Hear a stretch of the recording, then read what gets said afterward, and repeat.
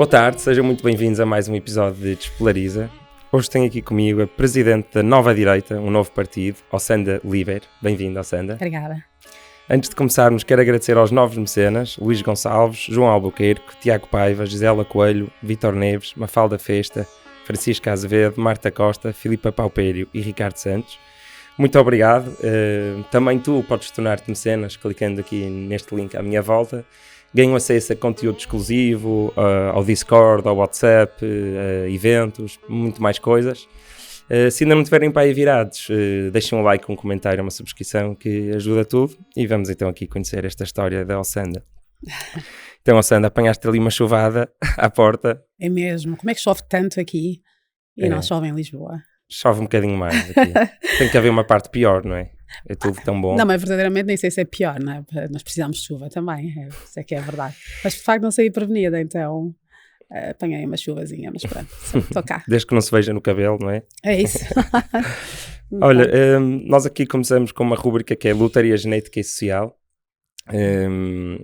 para conhecer melhor as pessoas e para também refletir sobre estas duas lotarias que nos saem e que moldam quase tudo que nós somos e que ninguém escolheu.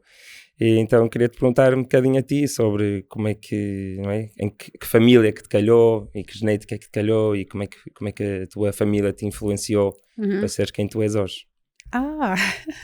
Olha, eu por acaso saí uma lotaria mesmo, saí uma sorte grande, porque apesar dos meus pais terem separado muito cedo, logo a seguir ao meu nascimento, eles conseguiram, são pessoas muito família, são pessoas cristãs e isso de facto foi importante porque permitiu que apesar da separação eles mantivessem uma excelente relação, porque consideravam que o que era mais importante era que eu crescesse em harmonia e pudesse partilhar do que de bom podiam trazer os meus pais para a minha educação, os dois. Portanto, eles participaram ativamente, os dois, e além disso as respectivas famílias, portanto, sobretudo a família do meu pai, que de facto foi aquela com que eu mais frequentei, com quem eu tive mais tempo, era maravilhosa. A minha avó ia levar-me, quando a minha mãe não pudesse, ia levar-me buscar a creche ou a escola. As minhas primas é que me faziam os peixinhos e tal. A minha tia viajava muito, na altura ela era tradutora do presidente, então estava sempre a viajar, o presidente na altura, portanto em 70 e tal, ainda no presidente oficionete, então ia sempre de viagem, trazíamos vestidinhos e enfim, ou seja, são coisas das quais eu guardo grandes recordações, porque de facto sempre houve imenso amor na minha família. Por isso eu considero que me saiu a sorte grande. Geneticamente, bom, eu espero que sim também. Eu sou muito parecida à família. Sou igualmente parecida ao meu pai e à minha mãe, que acho que eles até são parecidos, mas francamente sou muito mais parecida à família do meu pai. Aliás, a cara do meu pai e dos meus tios, enfim, olham para nós e percebe-se que é família. Então, eu estou satisfeita com aquilo que me calhou. E és uma mulher bonita também. Obrigada. Em termos já que de tu não podes genética. dizer, digo eu. Obrigada, muito obrigada. Mas sim, pronto, nesse sentido sim, depois claro que depois nos herdamos o que há de bom e o que há de mau, não é? Portanto, mesmo do ponto de vista da saúde, eu sei que também carrego em mim, comigo o bom que tem a minha família, de ser assim, uma família pessoas bastante enérgicas e criativas e empreendedoras, portanto isso também é genético, não é?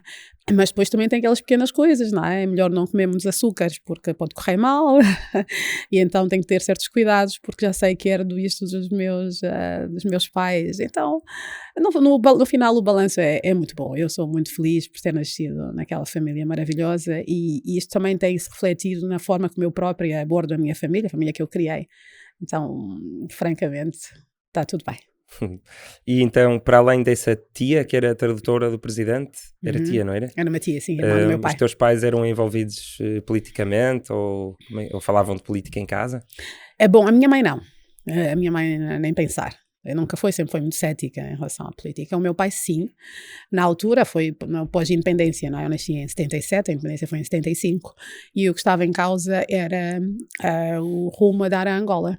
E não havia consenso no interior, no seio do partido que acabou por dirigir os destinos do país, sobre qual era o rumo melhor para o país. E o meu pai fazia parte daqueles que opinavam, tinha uma opinião diferente da do, se quisermos, regime, já entretanto instalado. E por isso foi preso. É verdade, foi ali em 77, maio de 77, 27 de maio, é uma data muito conhecida em Angola, e ele foi preso por esta razão. E depois disso nunca mais houve política na família, porque de facto isso criou um drama enorme. O meu pai era o filho mais novo dos meus avós, estava a estudar e tinha acabado de ter uma filha. Eu nasci durante o tempo em que ele estava na cadeia, em setembro, não é? Ele entrou em maio, foi preso em maio. Muitas irmãs? Portanto, eu sou a mais velha, És a mais sim, velha. depois tenho Ok. 3 irmãos, 4 na verdade, pronto.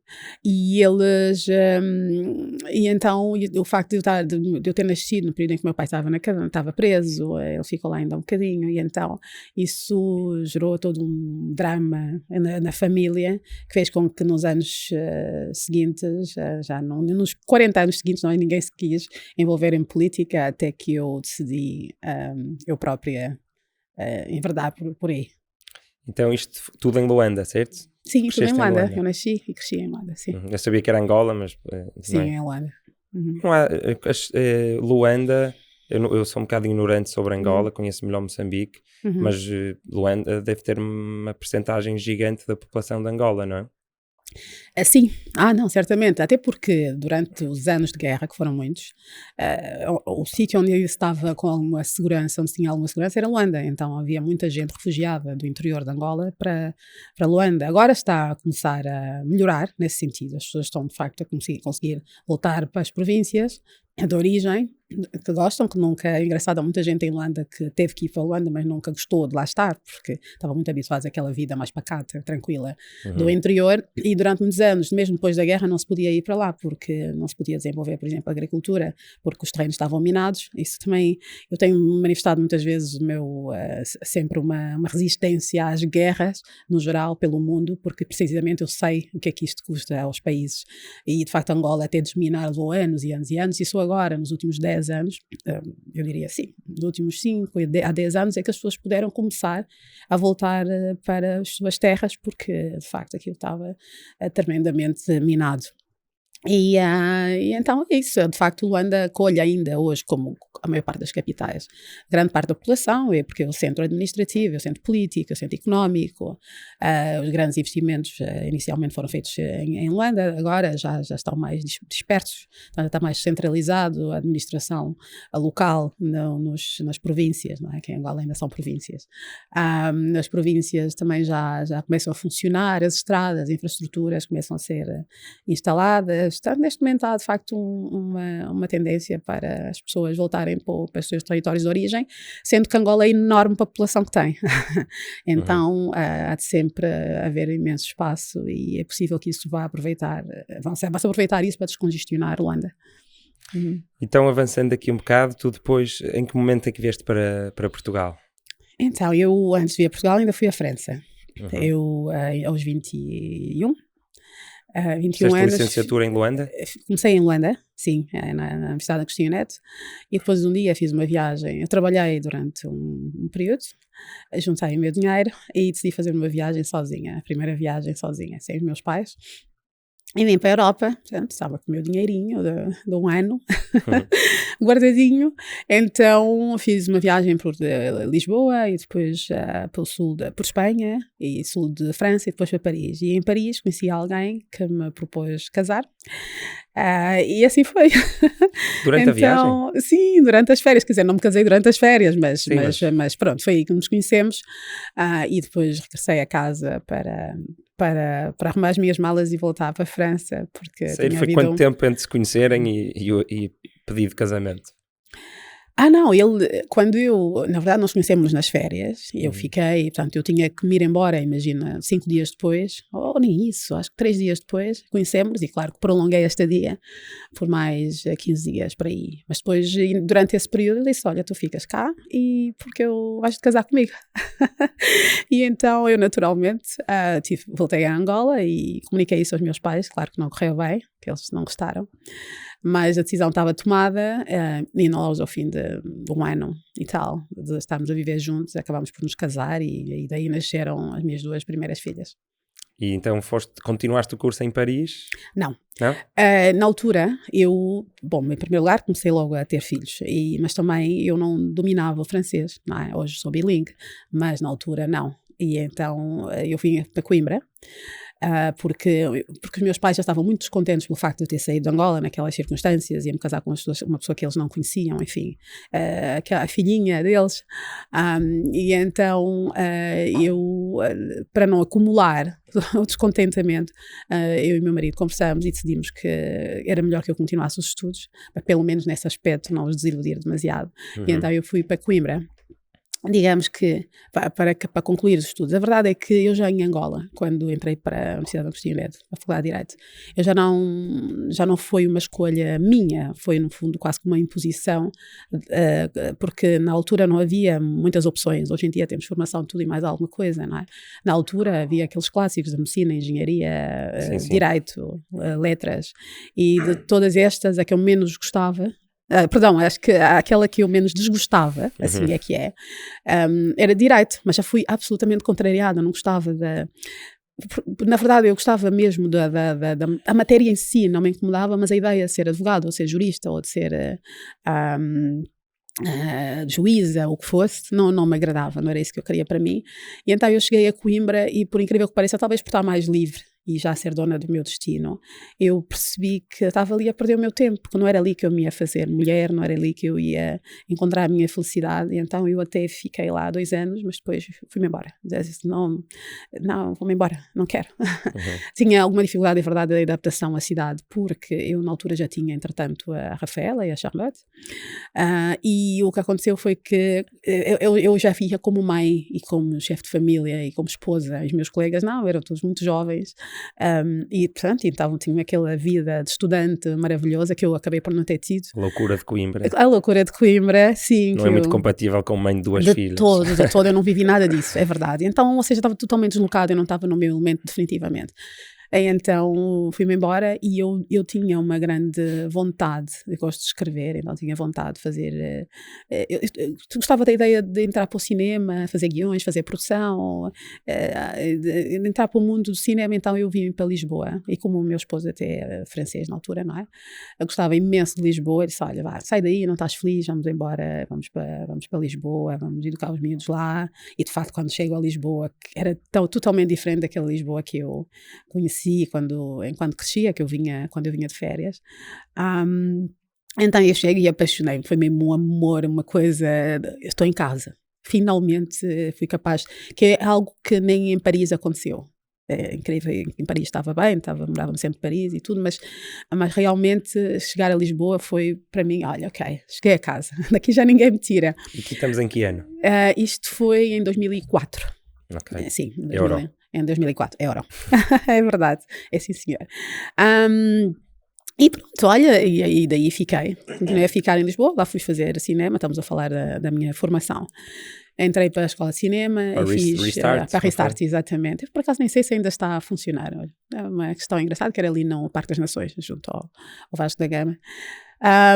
E lá estudei e ainda fiz algum trabalho muito interessante em termos de produção audiovisual. Para já fizemos, eu e o meu grupo de amigos, uma delas até está agora comigo na Nova Direita, a Maria, que ela fazia câmara, era operadora de câmara, e eu como escrevia, então acabámos de fazer uma série de documentários, coisas muito engraçadas. E depois, aquilo que me dava pica mesmo, a coisa que eu gostava era fazer produção audiovisual, ou seja, fazer acontecer. Não é? Ainda hoje é isso que me move. Mais é construir. Sim, escrever sim, mas depois é um trabalho muito solitário, não é? É um trabalho, nós escrevemos aquilo que nos vai na alma e tal, mas depois não é, ou seja, o que eu gosto é mesmo garantir que aquilo que escrevi ou que alguém escreveu se transforme num filme. Portanto, na altura era isso, ou que se transforme num projeto, ou num festival, ou num documentário, ou numa curta-metragem, enfim.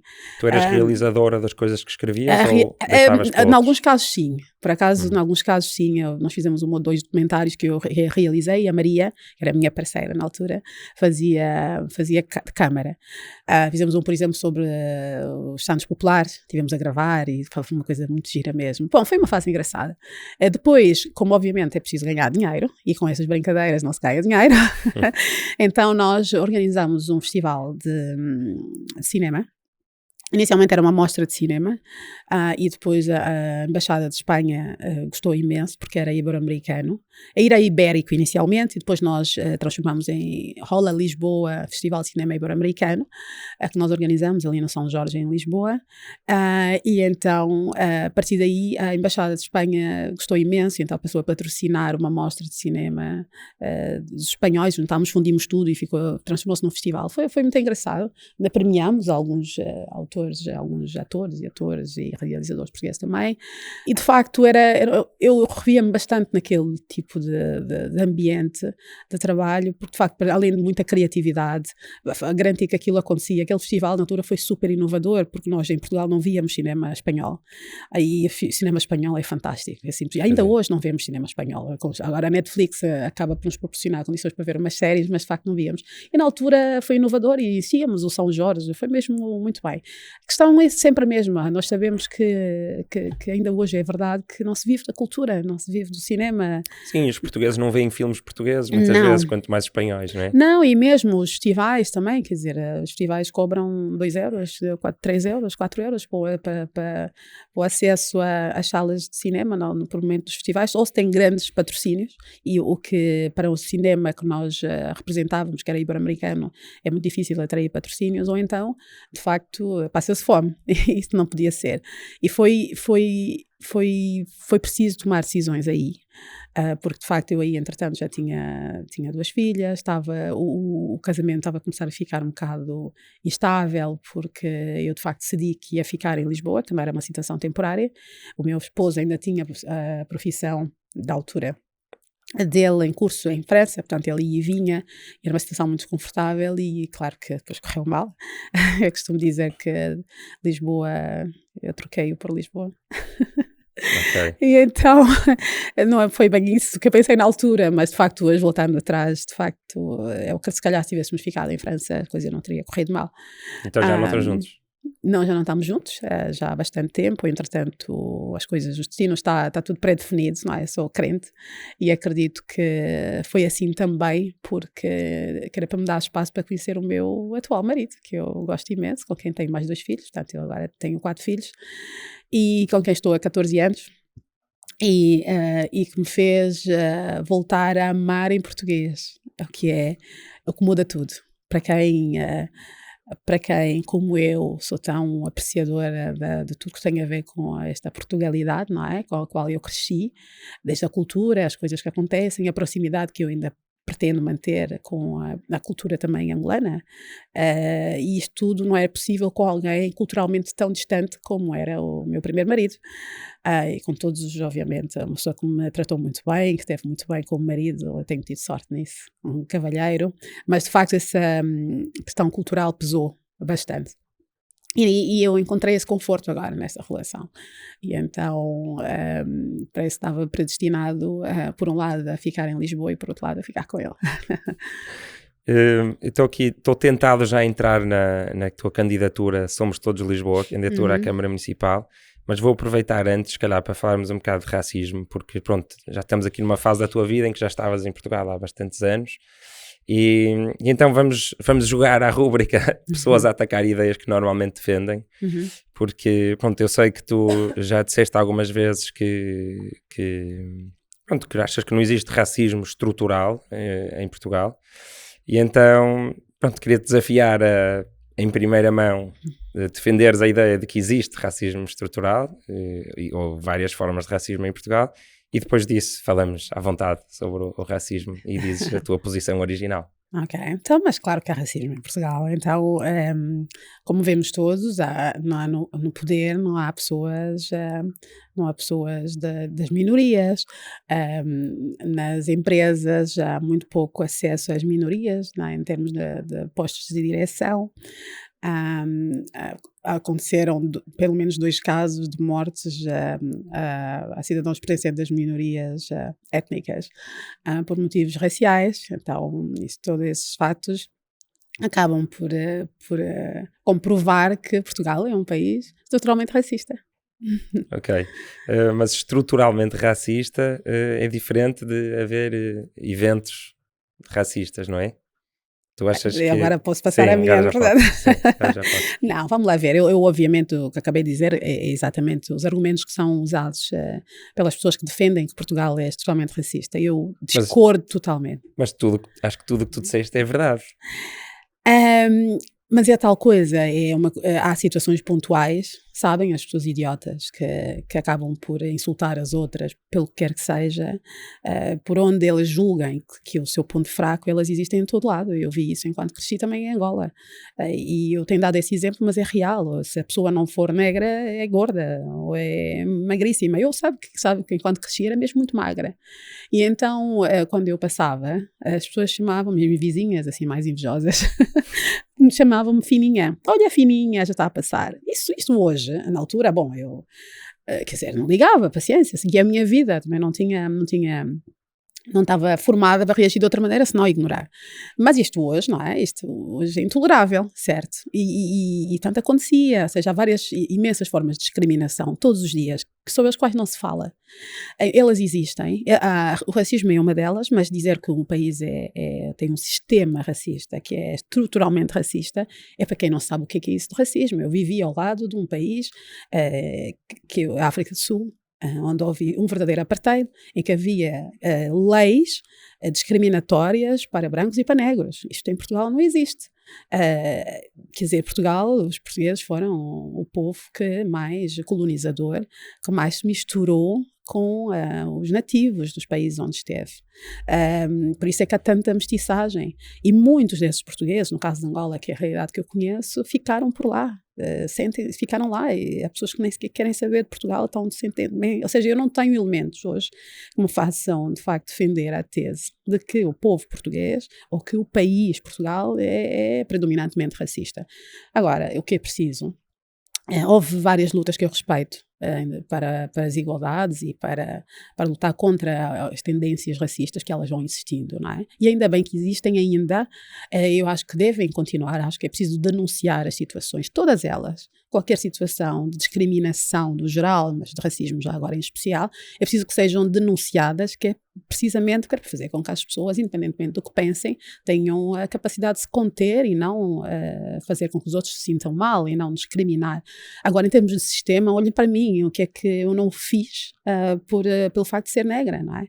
Eu dirigi algumas empresas, um grupo de empresas, no caso, em Portugal, criadas em Portugal, com funcionários em 99,9% portugueses. Nunca ninguém me discriminou, nunca fui a uma instituição que me tenha impedido de tratar do que quer que seja pelo facto de ser negra. Eu até costumo dizer que às vezes até facilita. Às vezes houve alguma discriminação, às vezes até é positiva, francamente, porque negativa a mim não aconteceu. Eu só te convidei porque seres uma mulher negra. Não, já viste? Estava a precisar de cotas. Não é? Pronto, já estou a cumprir as coisas, então cá estou eu, pronto. Mas não é, por acaso não é disso que eu estou a falar, mas sim.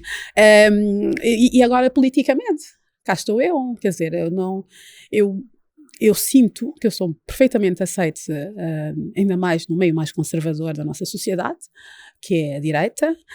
A direita conservadora, no caso, muito bem tratada, quer dizer, eu tive há 3 semanas nos jantares com jurados, onde temos pessoas altamente conservadoras, católicas e tudo, e que me trataram, que eu me senti como uma princesa naquela noite. De facto, as pessoas abordaram-me e falaram e elogiaram o trabalho, quer dizer, eu não me lembrei, não me lembro, quando no meu dia a dia eu não me lembro que sou negra, ou que sou branca, não interessa, não me lembro da minha cor de pele, eu valho pelas minhas competências, sempre quis conquistar pela empatia, pela competência, pela capacidade de trabalho, e é isso que eu tenho passado às pessoas que me abordam e dizem, mas então não vais conseguir porque tu és negra, olha para nós, mas sai daí, não é? Sai daí, eu tenho dito desde o início, olha, eu lamento desiludir os africanos, no caso os luso-africanos, que se julgam excluídos e que, portanto, estão à espera de alguém que os ajude, que os vitimize e que os vai defender nessa perspectiva da vitimização. Eu vou desiludir mesmo, porque não é essa a minha perspectiva de vida. A minha perspectiva é sempre de nós valermos por aquilo que temos de bom. E conquistarmos os nossos espaços, irmos atrás, não é? Eu não tive nenhum receio de ser discriminada quando decidi empreender politicamente e decidi criar um partido político. Eu fui à rua e, para testar, pus mesmo eu própria à prova, levei cartazes da rua com o meu rosto, não houve ninguém, foi um engano, ninguém me assinou assinaturas, tanto na candidatura para Lisboa como agora na formação do partido. Foi uma candidatura independente, eu precisei de reunir 5.000 assinaturas, reuni as 5.000 assinaturas e se me perguntar quantas destas pessoas é que eram, houve algumas certamente, mas quantas destas pessoas é que não eram brancas, que não eram caucasianas, quase nenhuma, porque acabámos por fazer a recolha no centro de Lisboa, que é frequentado predominantemente por pessoas brancas. E, portanto, aconteceu. As pessoas olharam para mim, gostaram do programa, gostaram da pessoa, julgo eu, acharam-me simpática e quiseram-me dar uma oportunidade para eu fazer o trabalho que eu me propunha e assinaram, simplesmente. Falavas diretamente pessoa a pessoa? Sim. Trabalheira, quantos dias? Bom, eu não fui a única, naturalmente, sim, pois sim. A certa altura tive que reunir equipas, enfim, jovens que nos ajudaram a fazer isso, mas durou. Então, nós começamos a reunir em março, se não me engano, e terminamos, portanto, em agosto. E foi mesmo no deadline, no prazo, em final de julho, que era o prazo para entregar as assinaturas, o processo para a candidatura. Mas... E tinha uma fotografia minha, como eu sou, e ninguém me negou.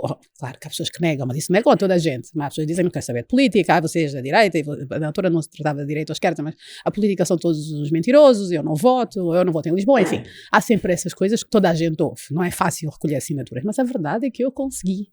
Portanto, é muito difícil, por isso para mim, por mais que eu procure, é muito difícil para mim defender essa teoria de que este país é predominantemente racista, ou seja, que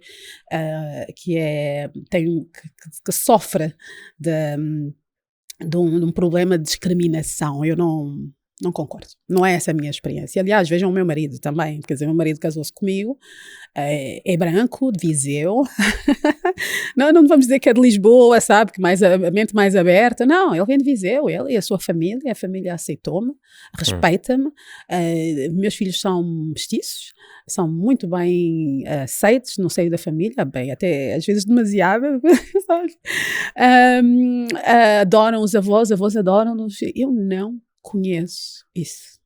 Okay. Mas então, pronto, o facto de tu não conheceres não quer dizer que não possa haver outras pessoas que, mesmo tendo... Imagina, eu concordo com quase tudo o que disseste e a minha atitude perante a vida também tende a ser mais de não ter pena de mim próprio e mesmo, se calhar, quando sou efetivamente vítima de alguma coisa, tentar não me focar nisso e focar-me no que eu posso fazer no futuro, tudo bem, estamos juntos. Mas isso acho que é compatível também com uma pessoa ter menos oportunidades, efetivamente, pela cor da pele. Acho que há uma confusão que é... Não sei, mas imagina, acho que uma das coisas... Eu não sou um especialista em racismo de todo, mas quando as pessoas falam de racismo estrutural, eu acho que também era melhor definir bem as coisas, porque a África do Sul era racismo estrutural mesmo, estava na lei, a separação, o apartheid, estava lá. Mas é disso que se trata. Pois, então, nesse sentido, claro que não existe racismo estrutural em Portugal, mas eu acho que também a própria definição de racismo estrutural evoluiu e quando as pessoas que usam mais essa expressão em Portugal a usam, estão a falar mais de... Eu não quero dizer racismo cultural, porque isso parece que estou a dizer que Portugal é culturalmente racista, mas imagina, pode ser até cultural deste momento específico, ou seja, as pessoas ainda não confiam tanto, ou ainda não veem exatamente como igual, não é? Imagina, podíamos olhar para a Assembleia da República, por exemplo, e pensar que percentagem de portugueses é que são negros? Eu diria, quer falar em política? Sim. Em pessoas provenientes da minorias étnicas. Sim, se não estão representadas. Imagina, se não estão representadas... Até ontem, quando foi dissolvido o governo, nós tivemos durante 8 anos um primeiro-ministro que é goés. Sim, mas ele próprio... é diferente, tem feições assim mais... Porque não, acho mas, que todos os tugas têm qualquer coisa de indiano, um bocadinho, ou seja, por ser mais claro, na pele, é isso. Então, mas é que essa aqui é a questão, mas depois nós podemos ir procurar o que quisermos, mas a verdade é essa. Ele é, de facto, alguém proveniente, tem uma origem diferente da habitual, da comum em Portugal, não é? E não foi por isso que não só governou durante 8 anos, como teve uma maioria absoluta.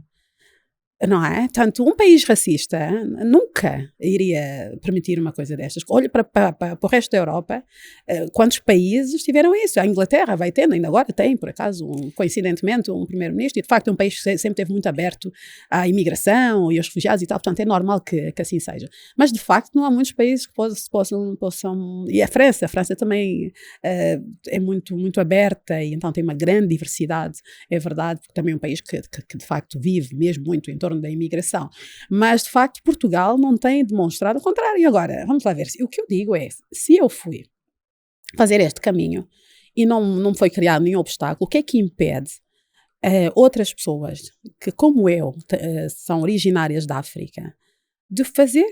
Eu preciso que alguém me diga, eu tentei fazer, mas aquela pessoa ou aquela instituição impediu-me de fazer por eu ser negra.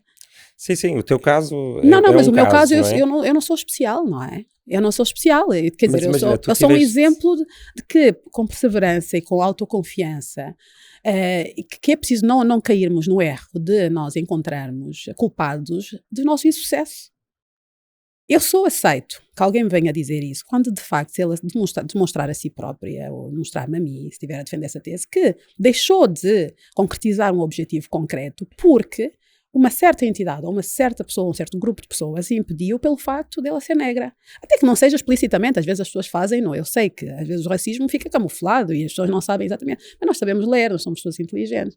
Portanto, e isso não significa, uma vez mais, que não haja discriminação racial, que não haja racismo, não é isso que eu estou a dizer, mas uma vez mais, há racismo e outras coisas. Eu lembro que em tempos havia, vou dar um exemplo concreto, estava a circular nas redes sociais um post muito mau de alguém, um comentador, um jornalista que estava a insultar literalmente a Cristina Ferreira porque dizia que tinha o braço gordo. Portanto, ela tem uma fotografia assim, correu menos mal e parecia que o braço estava assim um pouquinho mais gordo, digamos. E aquilo rodou as redes sociais todas. O que é isso? E como isso, há tudo. É uma vez mais. Mas isso é racismo? Não é racismo, mas é discriminação também. Discriminação contra pessoas com um braço mais gordo do que o outro. Como o gordo, exatamente. Ou seja, acaba por ser uma atitude que magoa também as pessoas. E uma vez mais, as pessoas arranjam sempre qualquer coisa para nos magoar. Há pessoas más por aí, há pessoas inúteis, há pessoas idiotas. Elas existem. E então, se nós nos deixarmos levar, se me perguntar a mim se eu não recebo mensagens racistas, eu recebo, eu sei que umas são provavelmente de coração, há pessoas mesmo que não gostam do facto de ter uma pessoa negra com esse nível digamos, de ousadia política. Elas existem mesmo, os racistas existem, é diferente. É o racismo estrutural que eu não aceito. Eu recebo, outros são pessoas que me querem desapontar, eu sei que muitas até também são negras, outras não, mas que me vêm para ver se me desmotivam e vão lá escrever, tu és negra, nunca vais ter nada aqui. Tu não és portuguesa, tu nunca has de ser portuguesa. Tu não sei o quê. Eu recebo também destas mensagens, muitas vezes apago, outras vezes não, mas eu também recebo disso, então eu podia estar aqui a chorar. Mas olha e tal, eu vou desistir porque há umas pessoas que não gostam de mim porque eu sou negra e tal. Sim, eu a nível individual nunca, mesmo uma pessoa que tenha sofrido muito de racismo, imagina que eu, sei lá, eu agora dou aulas de filosofia a algumas crianças de 5º e 6º ano, imagina que por acaso há um aluno ou uma aluna negra que me vem queixar-se de, pronto, que anda a sofrer de racismo. Sim. Eu nunca vou dizer a essa criança ou um adulto individualmente para se sentir vitimizado. Eu vou dizer sempre, olha, mostra o teu valor, supera, vamos ver o que é que podes fazer. E sobretudo defende-te. Mas, sim, defende, mas há outro, acho que são 2 níveis de conversa, porque o outro nível da conversa é, imagina que, em média, as crianças afrodescendentes ou negras, como quiseres dizer, têm pais com menos tempo para eles e, em média, imagina, têm um nível de literacia mais baixo ou vão mais até ao 12º, enquanto que imagina que os caucasianos vão mais até ao fim da licenciatura ou ao fim do mestrado. Como é que se chama isto? Isto é o Isto é quê? discriminação social. Isto é social, porque o que acabou de me dizer foi, estes pais trabalham muito e provavelmente saem de casa às 7 da manhã e voltam às 22. Não têm tempo para educar os filhos, para estar com eles, mas tempo para acompanhá-los, não é? Sim, eu estou a dizer, E eu não sei se estes consequentemente- dados são assim, desculpa, Não, deixa mas, só clarificar, não, mas se isso eu- existir assim, Não, o que existe, como é que se chama? isto é um bom ponto, é um bom exemplo, porque o que existe, que é ainda mais predominante do que o racismo em Portugal, é de facto a discriminação social. Essa existe e sente-se. E isto é verdade que em muitos casos afeta as comunidades, as minorias, vamos dizer. Não é? Eu não gosto nada dessa palavra, já sabe que eu sou muito cética em relação a esse tipo de pessoas, mas pronto, é o que é. Afeta as minorias porque, efetivamente, tendencialmente, as minorias têm menor poder de compra do que os restantes. E coincidentemente, como há essa coincidência entre o facto de serem minorias e o facto de serem posicionadas socialmente pior do que a maior parte dos outros, dos brancos, vamos dizer, dos caucasianos, de facto essa coincidência faz com que muitas vezes se tenha a sensação que esta digamos, essa desintegração social é racial. Mas não. O facto destas pessoas negras é que serem provenientes da imigração. Quem vem da imigração, tipicamente, a maior parte das vezes, são pessoas que têm já necessidades nos seus países de origem, vêm cá à procura de uma vida melhor e para conseguirem essa vida melhor têm que, de facto, trabalhar imenso. Eu já vi pessoas com esse tipo de perfil, já convivi, enfim, sobretudo em política, tenho estado bastante com pessoas com esse problema e depois o resultado da escolaridade dos filhos é menos bom e a partir daí há uma cadeia de insucessos. Porquê? Porque ele já logo de início, à partida, já mora num bairro cujas escolas já têm menor qualidade, em que os professores faltam frequentemente, em que há falta de professores e que não tem um parque para eles brincarem. Em Lisboa há imenso disso, por exemplo, é um bairro, obviamente a cidade que eu conheço melhor, e há de facto bairros inteiros em que tem uma escola e depois não se passa mais nada. Isto chama-se discriminação social, isso é um problema social que nós então temos. há Isto há negros e há brancos que sofrem disso. Sim. Não é? Só que de facto nota-se mais quando são negros. Porque são a maioria, provavelmente a maioria das pessoas que sofrem com este problema não é? De estarem de facto num nível social que não lhes permite garantir a educação aos filhos, que lhes vai efetivamente fazer sair digamos, deste nível social. E a coisa depois vai continuando a acontecer. E isto muitas vezes é confundido com o racismo, percebe? Pois, então tu reconheces que existe uma sobre-representação de afrodescendentes nas classes sociais mais baixas, certo? Sobre, sim, claro que sim. Sobre-representação, ou seja, claro nas classes sociais mais baixas. Sim, sem dúvida. E é daí que vem o que as pessoas chamam de racismo estrutural, que para ti é mais discriminação social. Claro que sim, então, que sim. Isto é um fenómeno foi social. Não teres crescido num bairro, não é? Foi teres tido uma família próxima, seres de classe média alta. Porque isto permite, eventualmente, eu reconheço isso sem qualquer complexo. O facto de eu ter tido a educação que tive, o facto de poder ter crescido com boas escolas em Angola, muito boas escolas que tinha, que frequentei, o facto de ter tido acesso à faculdade, o facto de ter podido viajar enquanto fui criança, isso tudo naturalmente dá-me uma abertura para o mundo muito diferente de uma criança que cresce num bairro social. Sim, foi a tua lotaria social, foi assim que começámos o episódio. Pronto, este é um facto e tem que se assumir. Por isso é que é importante que, se nós queremos de facto corrigir estas discrepâncias sociais, começa a partir da educação. É começarmos por garantir que as crianças que crescem em bairros sociais tenham acesso à mesma qualidade de educação, a mesma qualidade de escolas, o mesmo acesso aos parques, que faz muita falta as crianças brincarem, estarem na rua, estarem em contacto com as outras, para que, de facto, quando elas chegarem ao ponto para competir com os outros, por exemplo, no acesso à faculdade, elas não tenham esse handicap de terem vindo de escolas piores. Ok, portanto, é nisso que temos que trabalhar. É para garantir que socialmente não se verifique essa discrepância. Eu tenho a experiência francesa, por exemplo, e de facto, é um país grande, com muitos habitantes, e naturalmente também existe esse problema, mas eles têm trabalhado imenso na descentralização da qualidade do ensino. Portanto, eles tentam, na medida do possível, é de facto um desígnio nacional, que as escolas tenham um padrão de qualidade. Eles nem gostam, por exemplo, dos ratings. Os franceses não têm ratings para as escolas, para as universidades, independentemente da localização, porque precisamente não querem que as escolas, por estarem localizadas, por exemplo, num bairro como Saint-Denis, e sejam piores do que uma escola que esteja no centro de Paris. Aliás, até descentralizaram precisamente os campos universitários para colocar nestes bairros. Saint-Denis tem campos universitários da Université de Paris, que é a grande universidade de França, precisamente para isso. Para que as pessoas que crescem naquele bairro também, para levar para lá modernidade, infraestrutura e tal, e os bairros não ficarem isolados, não serem guetos, e levar segurança, mas também para que os jovens daqueles bairros possam ter acesso a esta formação de forma indiscriminada. Está a ver? Portanto, são estas políticas, é nisso que temos que trabalhar, em vez de estarmos sistematicamente a bater nos mesmos, a ir encontrar motivos que na verdade são só uma consequência de uma ausência de políticas públicas para de facto, que acabam por nivelar as pessoas logo à partida. Em vez disso, estamos aqui à procura de coisas, olha, é um país racista, por isso é que todos os negros moram nos bairros.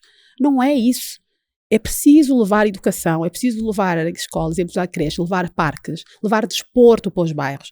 Quando esse jovem, que viveu nestas circunstâncias, chega a uma faculdade de medicina, se ele teve uma boa formação de base, ele vai passar o concurso como todos os outros, que eu saiba, não há nenhuma restrição pelo facto de ser negro. Portanto, não se chega aí. Vai passar o concurso como todos os outros. E provavelmente vai entrar para o ensino superior nas mesmas condições que os outros. Não é? Porque a base dele de trabalho já é boa, mas isso é igual para os negros como para todos os outros portugueses que têm, de facto, essa dificuldade em conseguir dar uma educação à altura para os filhos e depois fazer com que a família acabe por crescer e sair daquela vida menos boa que tenha. Sim, eu hoje em dia até tenho uma visão que é, tu podes num bairro social ter desporto, ter música, ter uma faculdade ao lado, ter isso tudo, mas se os pais não forem presentes e não tiverem tempo para os filhos, é tudo muito complicado. Ou seja, eu hoje em dia olho para a pobreza e quando penso em formas de tentar nivelar, lá está, o jogo, muitas vezes penso o melhor que se podia fazer era os pais terem mais tempo, porque há uma correlação entre pobreza e as pessoas não terem tanto tempo para estar com os filhos, não é? Sim. Terem que ter 3 empregos porque as rendas estão como estão. Claro. Também há uma correlação entre pobreza e vícios, não é? Quer seja de raspadinhas Sim. ou drogas mais pesadas. Sim.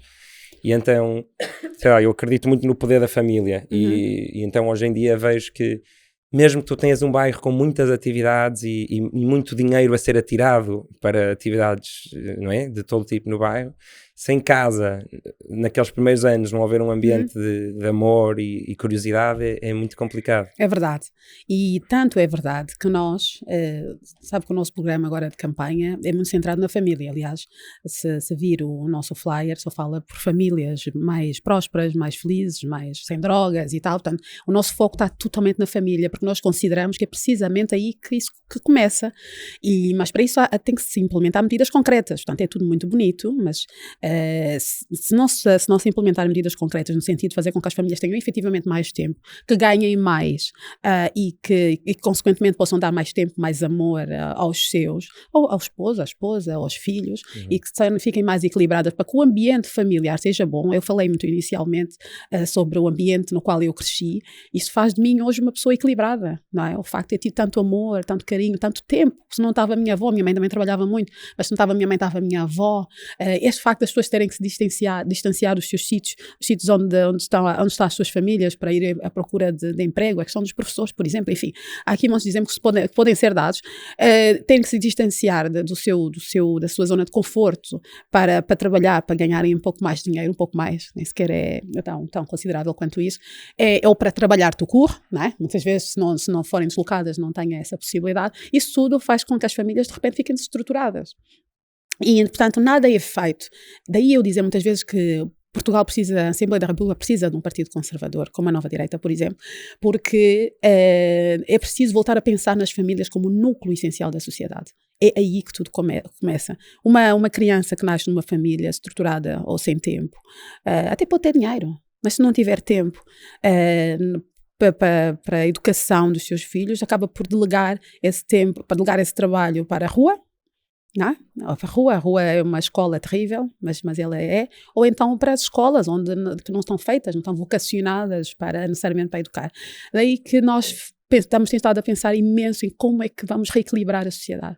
Como é que vamos ter, em primeiro lugar, convidar as famílias a fazerem mais filhos, que depois, com todos esses problemas, as famílias têm receio de ter filhos, acham que não vão ser capazes de os educar, não vão ter tempo, não vão ter dinheiro.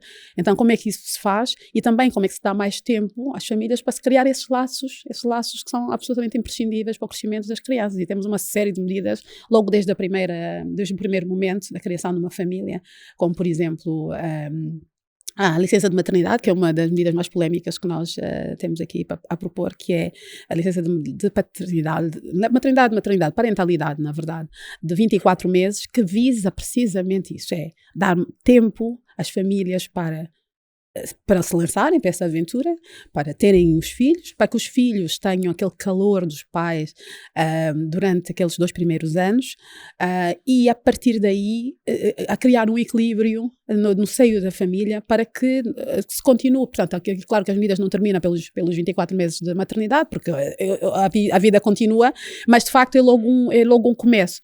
Mais filhos, que nós precisamos por causa dos nossos problemas de natalidade, não é? O facto do declínio demográfico que estamos a sofrer, mas também para que as famílias vivam em harmonia. Viver em harmonia. É preciso que elas ganhem mais dinheiro, sem dúvida, é preciso que elas tenham mais trabalho, sem dúvida, mas também é preciso que elas possam educar os seus filhos para que não se ponham nas drogas, também é preciso que elas possam estar ali quando a criança começa a ter dúvidas sobre a sua identidade, que é uma coisa que hoje em dia se está a querer que sejam as escolas, por exemplo, a defender, a tratar, a identificar, a diagnosticar. Eu não concordo, esse é um trabalho das famílias. Enfim, a família no centro da sociedade. Sim. Este é definitivamente sabes o que é o caminho a seguir. Sabes o que é interessante e um bocado até frustrante? É que já há tanta evidência científica da importância da família e que é o maior previsor de sucesso, é o tipo de pais que se teve, não é? Há vários estudos sobre isto, feitos com milhares de variáveis e acaba-se quase sempre concluir que uma das coisas mais importantes é os pais. Sim. Como é que os pais são, não é? Que tipo de pessoas são e quanto tempo têm para os filhos.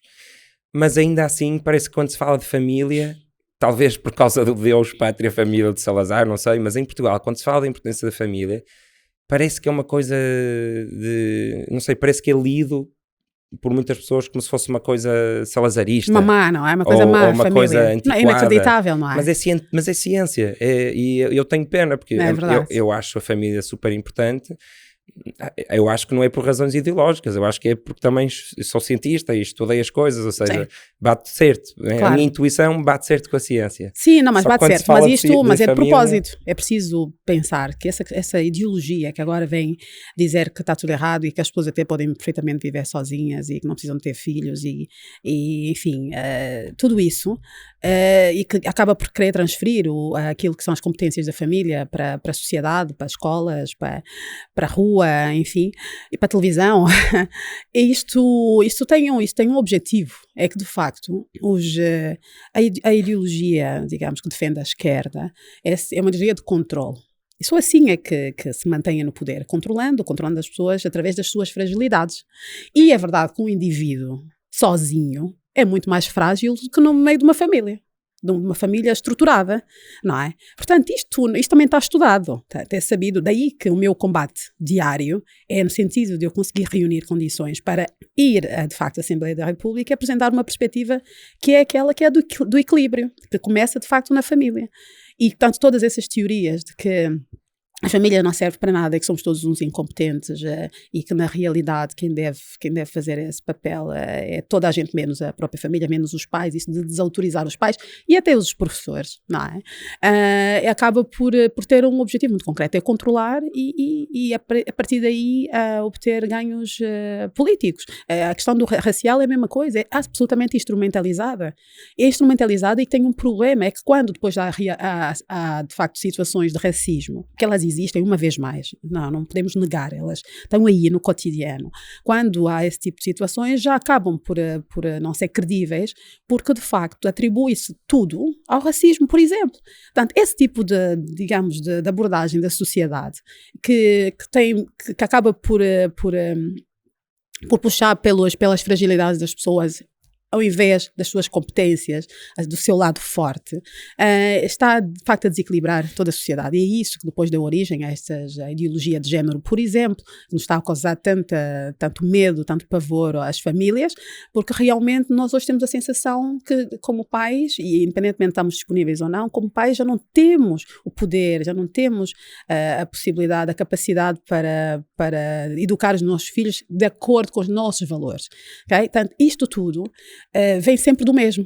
É a esquerda. Esta é a forma deles de operar, sobretudo a extrema-esquerda. É uma generalização. Não é uma generalização. Há, de facto, uma ideologia liberal, muito... A esquerda não é toda autoritária. Até mesmo quando defende boas causas, como, por exemplo, o clima. Sabemos todos que, de facto, está a haver. Eu sou apologista de que, de facto, devemos cuidar do ambiente, porque está a haver alterações e que nós temos que ter alterações comportamentais para proteger. Mas até aí, até mesmo quando vão defender isso, são de uma total irracionalidade.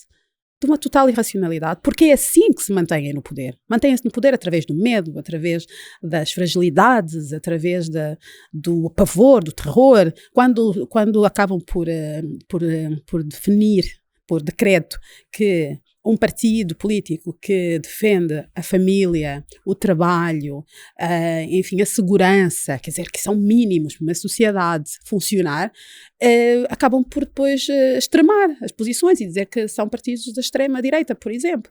Portanto, isto é uma forma de proceder que tem como um objetivo muito claro, é fazer as pessoas votarem pelo medo. Oh, meu Deus! Oh, e os fascistas, oh, essa gente da direita, oh, os cristãos, oh, Deus me livre. Ai, a igreja, essa difamação enorme em torno da igreja, não é que a igreja não falhe.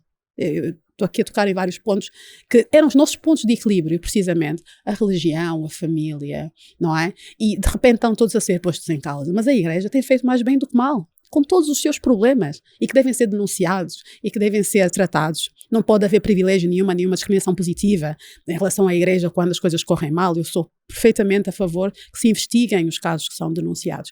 Mas aproveita-se isso e generaliza-se uma instituição que acaba por ainda ser aquela que ainda vai segurando a nossa sociedade. Só quem não vai à igreja e que não vê a quantidade de pessoas que ainda têm fé e que acaba por se refugiar ali naquela fé para enfrentar os seus momentos mais difíceis ou para ser o motor da sua vida, o equilíbrio que as pessoas encontram na fé. Então, ser hoje cristãos também já é um problema. Portanto, eu tenho que generalizar sim, no caso da esquerda, porque de facto a agenda daquilo que nós vemos acontecer diariamente na Assembleia da República é a aprovação de medidas que têm como objetivo desestruturar a sociedade. Tem como... Discordo. Eu acho que não tem esse objetivo. Claro que sim. Quando se criam... Pode haver outra pessoa lá que se calhar que não, tem mas são suficientemente poderosas para alterar o rumo das coisas. Esta é que é a realidade. Quando muda um símbolo a dias, o símbolo é feio, mas não é esse o tema. Os motivos que levam, que evocam para mudar o símbolo do governo da República são maus. Se não fosse aquele motivo, se calhar nem notávamos. Mas de facto querer apagar a história, o que é isso? Querer apagar a história. O facto de nos fazerem sentir mal porque Portugal no século XVI foi descobrir o mundo. E isto foi mal também, eventualmente, mas é a história de Portugal. É essa a nossa história, não há como dar a volta, não é para apagá-la. Quando se pegam em obras de arte, obras literárias e que se tem que reescrever para se tornar uma linguagem inclusiva, aquilo que foi feito à luz de uma época diferente da nossa, mas que se quer apagar isso, como é que você chama? Tem sido isso nos últimos anos, desde que se deu poder à extrema-esquerda, é isso que tem acontecido. É baralhar-nos tudo aquilo que nos dá equilíbrio. E um cidadão pode ter um espírito crítico em relação... Claro que tem, portanto a geringonça não foi gratuita. No caso, por exemplo... ok, na altura, sim, mas hoje em dia... Não foi gratuito, não, mas ainda hoje estamos a aprovar. Eu sei que há uma série de iniciativas aí, sabemos todos de onde é que elas vêm, não é? Iniciativas parlamentares. Portanto, estas consequências estamos a vivê-las ainda hoje. A questão das casas de banho foi há dias que foi aprovada, não é? Qual é a ideia de termos casas de banho comuns para meninas e meninos?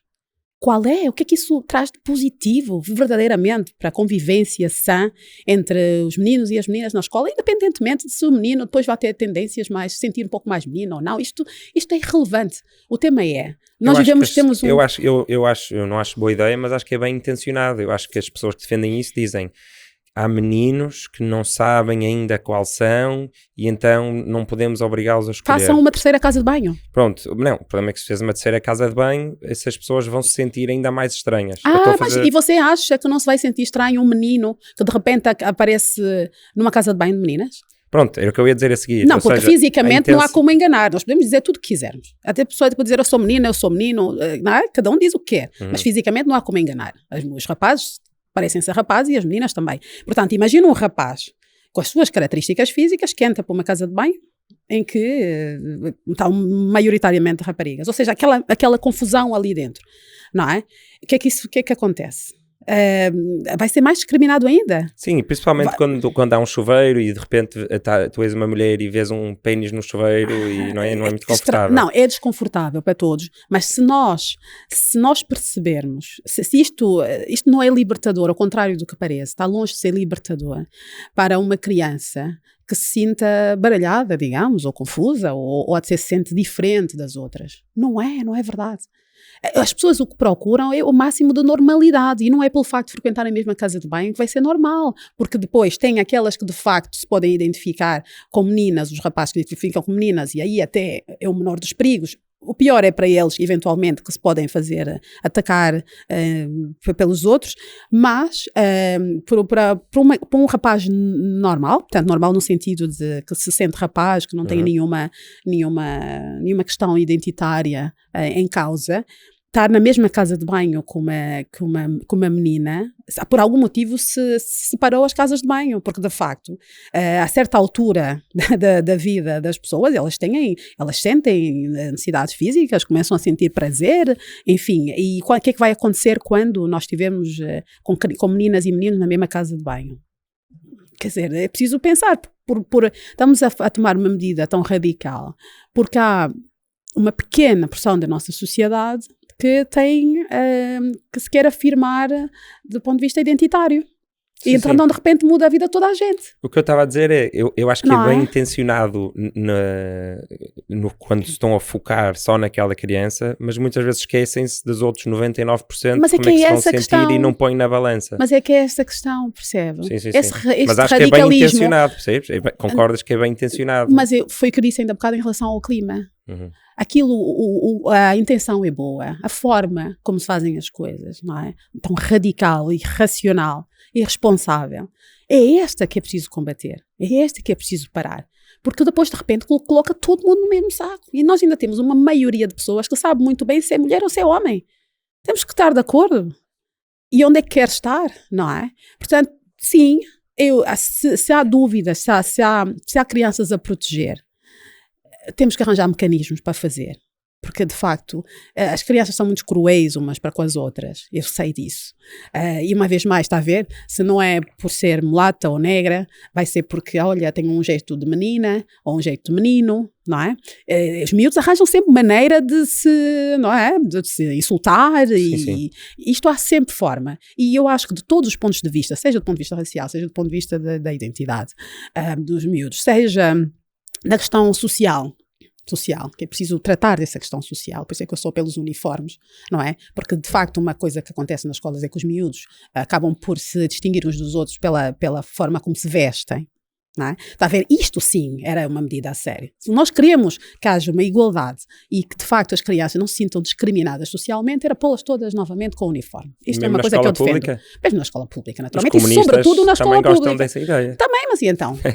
Eu não só para te provocar. Não, mas eu acho que se defendem, ainda bem, porque de facto vão-me aliar a voz comunista nesse aspecto, porque era uma forma assim de resolver esse problema. De não se perceberem diferenças sociais. Mas com certeza. Aí sim. Mas espera, se calhar é bom também para as crianças irem enfrentando a realidade de que existem pessoas de estratos sociais diferentes. Para quê?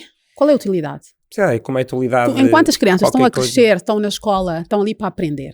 É preciso não nos esquecermos que as escolas servem para ensinar o beabá às crianças. Para ensinar a biologia, a história, a geografia, a matemática, o português, a ensinar a escrever. É para isso que escreve a escola, não serve para nada. Não, também serve para aprender a brincar no recreio com outras crianças, a então, comunicar com um professor, a entender o mundo. Está bem, mas o papel principal da escola é esse, é ensinar. E, portanto, as crianças, aquilo não pode ser um jogo de vaidades, não é? Sim. As crianças que vão mais. Eu tenho cuidado, digo sinceramente, eu tenho cuidado para vestir os meus filhos de uma forma simples, mais simples possível. Precisamente para não serem discriminados até pelo sentido contrário, não é? No sentido contrário. Sim, nem de roupa rasgada, nem de mala da Prada. Exatamente. Mas é exatamente isso. Portanto, qual era a solução para isso? Era os uniformes. Se os miúdos tiverem uniforme, não estão a ser, de certa forma, discriminados pelo facto de serem pobres. Não, mas tem que gastar dinheiro com uniforme, ou não? Então, mas nós gastamos, há 500 milhões, aliás, de euros destinados precisamente à ideologia de género, portanto, há dinheiro. Ou seja, quando o dinheiro, o que é surpreendente, é isso mesmo, é quando o dinheiro é preciso para desestruturar a nossa sociedade e baralhar isso tudo, ele aparece. Portanto, não parece que seja porque nós, de repente, investimos em uniformes por forma a nivelar, digamos, ou a evitar precisamente a discriminação social, que é muito relevante nas escolas e que tem muita influência na autoestima das crianças, que de repente o país é a falência. Nós temos é que começar a canalizar os recursos do país àquilo que interessa. E pararmos de estar a apontar os dedos uns aos outros, e há uns que são os puros e as virgens ofendidas, e os outros é que são todos maus porque vêm com propostas. Nós temos que nos juntar, nos unir, deixar as ideologias para o lado e perceber o que é melhor efetivamente para a sociedade. E neste momento há um desequilíbrio na Assembleia da República, porque verdadeiramente só temos um partido a combater, infelizmente, às vezes não da melhor forma, mas a combater contra isso, contra toda esta digamos, esta necessidade de pôr em causa a identidade portuguesa, não é? Porque isto faz com que quem se sente, os excluídos, não é, dessa tal identidade que eles protegem e tal, acabam por ser quem os elege. Portanto, e só há um partido a fazer isso, não faz da melhor forma, não convence a toda a gente, e daí a pertinência da nova direita, precisamente de chegar lá à Assembleia da República e reequilibrar as coisas e apresentar uma visão diferente, uma visão mais conservadora, que é aquela com a qual todos nós crescemos, ser certamente também, e que faz com que estejamos cá absolutamente sem traumas, certamente temos algumas reservas de coisas que aconteceram na nossa infância, mas estamos cá. Somos pessoas equilibradas e não foi preciso tanta revolução, tanto progressismo, tanta generalização, tantas acusações para que nós crescêssemos em harmonia. Ok, vamos avançar mais agora para a parte um bocado mais política. Como é que aconteceu o Somos Todos Lisboa? De onde é que apareceu a ideia? Estavas a fazer o quê quando te lembraste que te querias candidatar? Como contei há bocado, eu já, quando estava em Angola para estudar, eu estava bastante contrariada. Se a minha família me tivesse deixado, eu já tinha, em verdade, provavelmente tinha ido para direito na mesma, porque era daí que vinham os políticos, a maior parte das vezes, mas provavelmente já tinha iniciado o meu percurso político na altura, porque eu já tinha essa vontade, já sentia uma certa vocação, vamos dizer, então, em todo caso uma vontade para defender causas, para falar por pessoas, para dar a voz. Eu gosto de dar a voz, gosto de representar pessoas, porque considero que tenho a coragem para fazê-lo, a firmeza. E então, mas não me deixaram, ainda por causa do problema do meu pai, não é? Então, não nem pensar, e agora está a haver muitas mudanças em Angola, não é o momento para esse tipo de empreendedorismo, esquece. Ele foi preso quantos anos? Portanto, 1 ano e meio. Ok. E então, por isso é que eu ainda fui registada na prisão, que o meu pai ainda estava preso. Não, isso de facto causou grandes traumas, e quando eu quis fazer em Angola, disseram-me logo, esquece, não vai acontecer. Quando cheguei cá, passei por estas fases, fiz família, comecei a empreender, ganhar o meu dinheiro, mas sabia, no fundo, que um dia havia de querer fazer algo parecido, eventualmente política, mas queria fazer de forma independente, porque eu já tinha noção, para alguém que cresceu em África como eu, tinha bem a noção do quão importante para se fazer política, como deve ser, era ter-se autonomia financeira e não estar a ir para a política à procura de dinheiro para alimentar os seus filhos, enfim, pagar as faturas no fim do mês. E quando senti que estava preparada, que já tinha, de certa forma, feito o caminho para estar independente e fazer exatamente aquilo no qual eu acreditava na política, e não me deixar, digamos, influenciar por necessidades financeiras, Então eu comecei a olhar e perceber, bom, estava a acompanhar ao longo dos anos, sempre percebi que havia algo que faltava imenso na política portuguesa, que era ambição. Eu não entendia como é que um país como Portugal, que tem, oh meu Deus, a quantidade de possibilidades que tem de progredir e de se tornar soberano, autónomo e próspero, andava ali naquela situação de dependência da Europa, de falta de gás, os jovens sem perspectivas, ao longo dos anos a ver isso, os amigos das minhas filhas a crescerem, a irem embora para outros países, enfim, porque queriam fazer enfermagem, então mais valia irem para outro país e já ficarem lá, e então eu disse, mas como é que é possível? Portugal, quando eu cheguei cá, uma das coisas que me encantou foi que nós tínhamos os hospitais a funcionar, obviamente pequenos problemas, mas eu tive os meus filhos, os 2 últimos cá, ainda consegui apanhar uma fase, e quando as minhas filhas estavam a crescer, aliás, já cá, em Lisboa, em que tinha que ir a Estefânia porque tinha uma bronquiolite ou alguma coisa assim, as coisas funcionavam, então eu adorava isso, o facto de país ter educação e saúde, para quem cresceu em Angola, e que isto já durante muitos anos não funcionou, ou seja, a educação começou-se a deteriorar ao longo dos anos, depois da independência, e a saúde também. Eu apreciava bastante isso. E quando comecei a ver até isso deteriorar-se, eu disse, mas esse país está tramado, não tem rumo, mas como é que não há uma visão para este país? Somos poucos, somos 10 milhões, então Luxemburgo quantos é que são? Enfim, não é esse o tema. E a olhar para a África como um potencial mercado forte para Portugal e a não ser devidamente aproveitado e estar em grande parte das nossas exportações viradas para a Europa, enfim.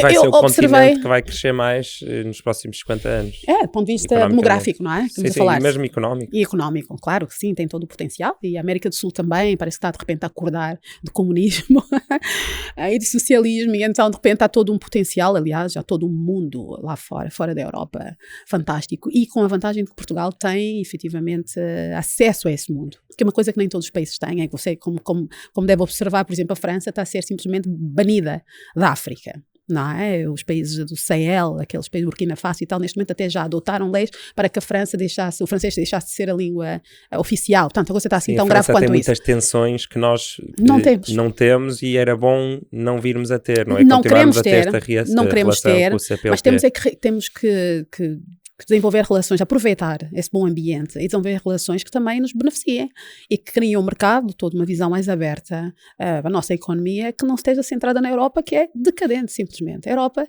convenhamos, que eu respeito, que eu gosto de estar aqui, é o melhor sítio para se morar do mundo, é verdade, o mais equilibrado, mas de facto tem um problema de decadência, que é uma decadência identitária, que é uma decadência social e uma decadência económica.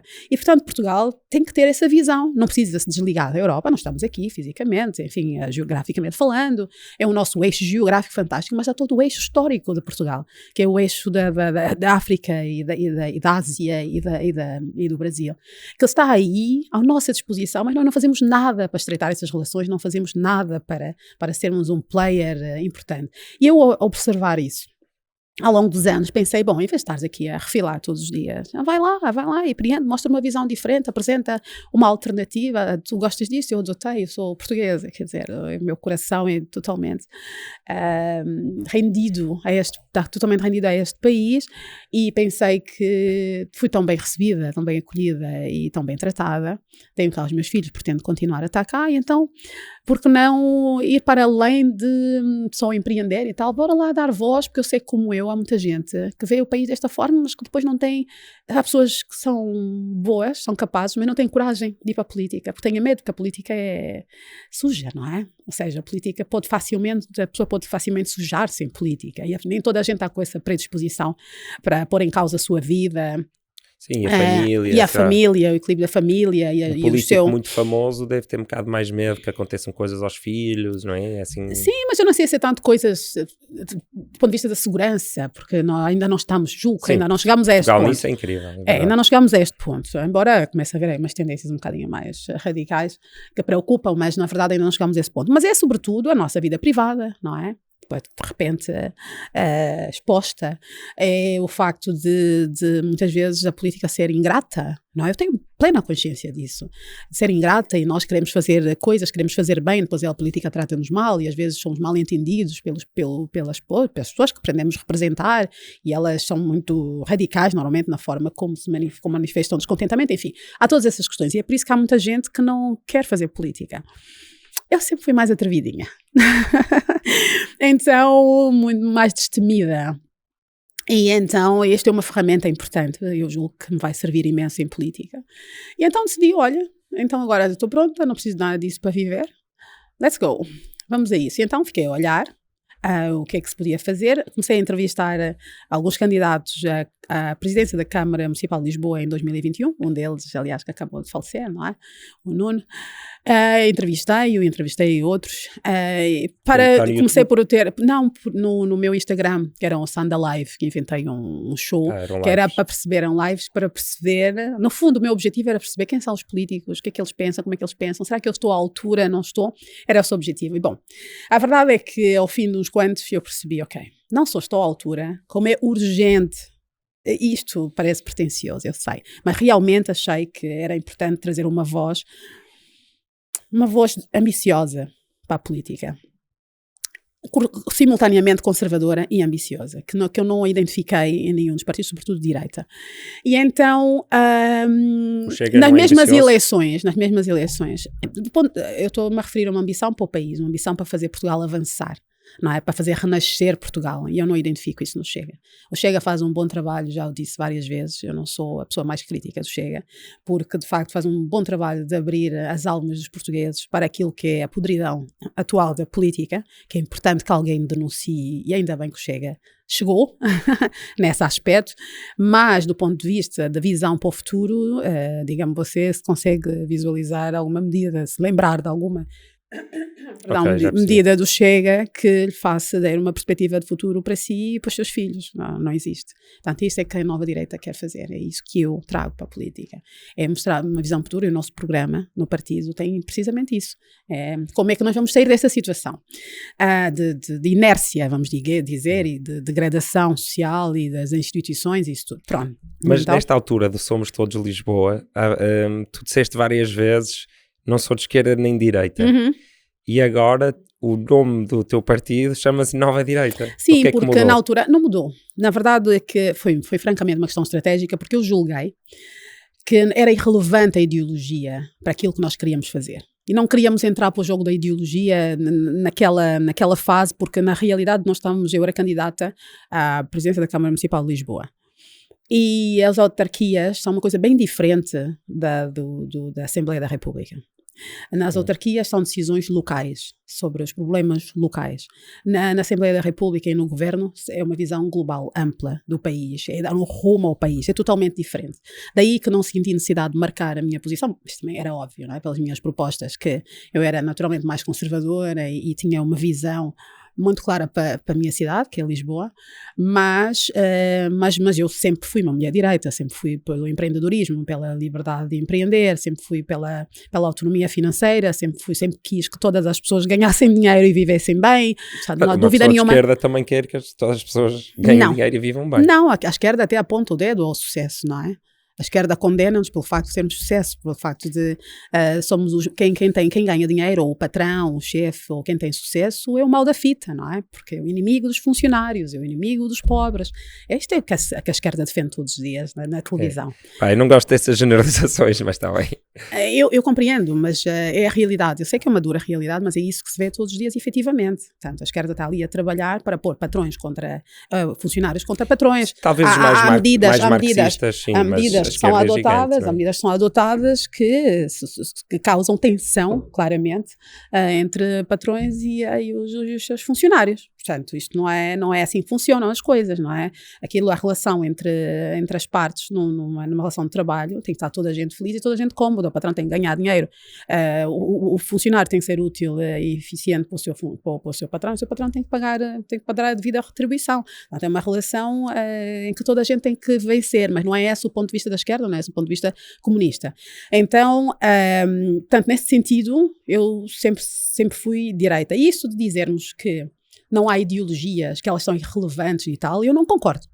Como disse, naquela altura era importante que a minha candidatura se focasse nos problemas de Lisboa, e aí considero que, de facto, era totalmente irrelevante ser direita ou de esquerda, mas do ponto de vista do rumo a dar ao país, está muito clara qual é a visão da direita e a visão da esquerda. Portanto, não é de todo o mesmo país.